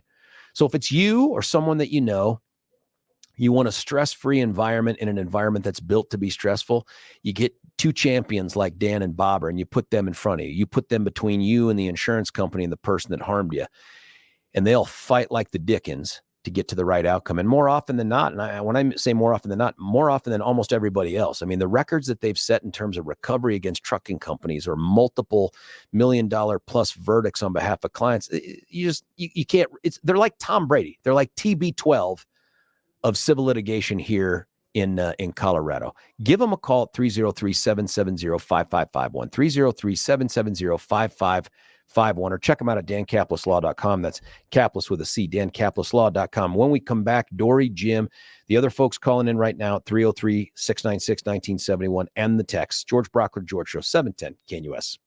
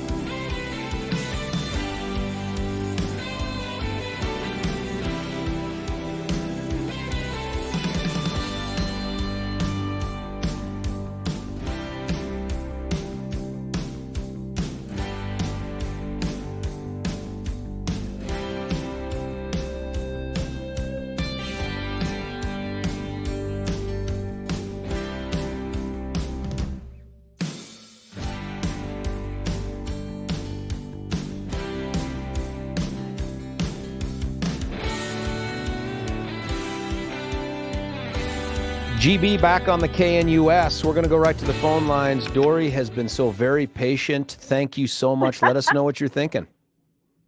Oh, thank you for recognizing my patience, because Yeah, I have been waiting for a while. Thank you. Yes. You're wonderful. I love your show. Thank you. But here's where your people are forgetting about Trump and the wall. For the first time, I'm 63. Time that I can remember, Mexico was cooperating with the U.S. government on holding all those immigrants back. What was it called? What was it called? The hold back in Mexico, remain in Mexico. Yeah. Remain in Mexico. So, in essence, there was a wall. I mean, it wasn't a physical wall, but there was a wall of cooperation between that government and us. And, the apprehensions were dramatically less than what they are now. I don't think there's ever a foolproof system, even a wall. They'll just, like they say, build a bigger ladder. But Mexico probably had to pay for feeding those people, housing those people, keeping those people alive, and waiting in line to cross the border. So no, did we get a check from Mexico? No, but we kind of did. But do you feel like when you're doing that, Dory, you're making excuses for him not accomplishing specifically what he said? Because he wasn't like, listen, we'll find a way to offset some funds here and there. So he didn't say that. He said Mexico will pay for the wall. And now the other things he did. And by the way, I like those policies. The ones you described, that's exactly what we need. It's what we needed. And we don't have it now to our detriment. I agree with you. But don't you feel like you're bending over backwards to get him to a place where you can say, aha, he did it? No. Not at all. I look at the bottom line. It's bottom line numbers. The apprehensions were way down. It was essentially working. I mean, like I said, you can never be perfect, but no. I think he did he even need to attempt to build the wall? Would that policy be the equivalent of the wall? It's my understanding that there was so much wall that needed replacement that they had to get that done first before they could build. And I know he didn't build a whole lot of new wall, but I guess a lot of it was just trashed. Mm-hmm. They had to start all. And they also changed the fencing system. If you've seen those big steel structures with the slats and stuff, I think they replaced it with that. Is my understanding? Dory, I hear what you're saying, and again, I agree with all these things that he took the initiative to do. But I just think it's undeniable he did not build the wall, and he did not get Mexico to pay for it. I feel like what we're doing is saying he pretty much accomplished, if we can squint really, really hard and look at it. I think he really did get to where he thought he was going to end up. But I think even he would tell you, I mean, the people that are making excuses for him by saying, well, he couldn't build the wall because of the backstabbing Republicans. Well, whether that's true or not, it's a reality. The Mexico piece is different. I don't feel like they paid for it in the way that he had promised us, even if you believe the practical consequence was similar. And you're right. I would love to know the amount of money that Mexico did spend on retaining these people, if they did it all, or did we pay for it? I don't know. That information never came out. That'd be good information. I'd like to know that too. It would be really good information. But I have to believe that there is a lot of costs incurred by that government. Dory, Dory, last question, if I could ask for you, and that is, when you heard the president say, I'm not sure if I'd support the Republican nominee, are you in the same boat? Do you agree? Or do you think, listen, I want Trump to be the nominee, but if he's not, I sure want whoever it's going to be instead of the alternative? Where do you come down on that?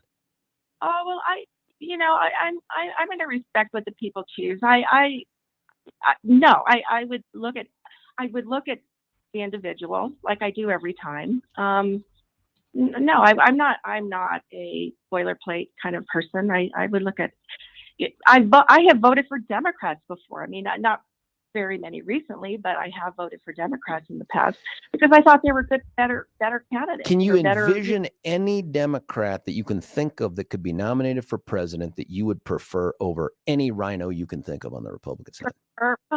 No, not at the top of my head. I'd have to really think. Listen, Dory, this is your weekend homework. I'm sorry to create this for you. I know you're going to have to spend time on the internet, but I want you to find that person and call back and let me know, okay? Thanks, Dory. If I move on to not to the rhino, to the the revenge tour, I think there's another name for that, and I think it's called elections have consequences, because that's what every administration does. They do what they want to their way. I don't know if that's necessarily revenge. It's just that's They believe I believe the consequences thing is not revenge, but that's not what he appears to be talking about. I mean, the revenge has a pretty specific word. It's not we get to put in place the people we want. We get to put in place the policies we want. That's not it. I mean, revenge has a very real feel to me. And the fact that he thinks he's entitled to it, and Dory, forgive me, I just want to get a chance to get Jim on because I promised him I would, just like you. I'm just not sure that I'm positive he doesn't mean that part of it. And if the consequence of winning is revenge, that's going to be news to the framers. And I think it's going to be news to a lot of voters. Jim, you're on 710. What do you think? Oh, hey, George. Well, I just think the fact that you've spent so much time talking about the wall proves what a fantastic president Donald Trump was. I mean, when you got to go through when you got to look past all of his accomplishments and you spend an hour, I've only been listening for an hour, and it's all about the wall or mostly about the wall. No, it's not. That was just a response to one of the texters. But I mean, if you want, I can compile a list and we can have the conversation. But anyhow, if you look at Trump and you say whether he's he's not perfect, George. You got to quit holding this thing up with perfect. I don't think he's perfect. But when someone says he did everything he promised to do and that ain't true, you got to believe someone's going to say it. Listen, I'm running out of time, but I want to ask you, Jim, would you vote for whoever the Republican nominee is if it's not Trump over the Democrat? Well, I will always support the Republican. Yeah, and then that's one thing I have about people with their kids, and a lot of people say, well, my kids. I do whatever I can to make my kids understand how important it is to vote. Jim, Republican. 5 seconds, my friend. You don't get to choose. I mean, that's one thing I kind of disagree with you. Jim, I'm sorry, buddy. I got 15 seconds, so please forgive me. Not trying to be rude. My thanks to Michael Roberts. Go back and listen to that second hour of the show. Fantastic. We'll be back on Monday. It's George Brockler on The George Show, 710 KNUS.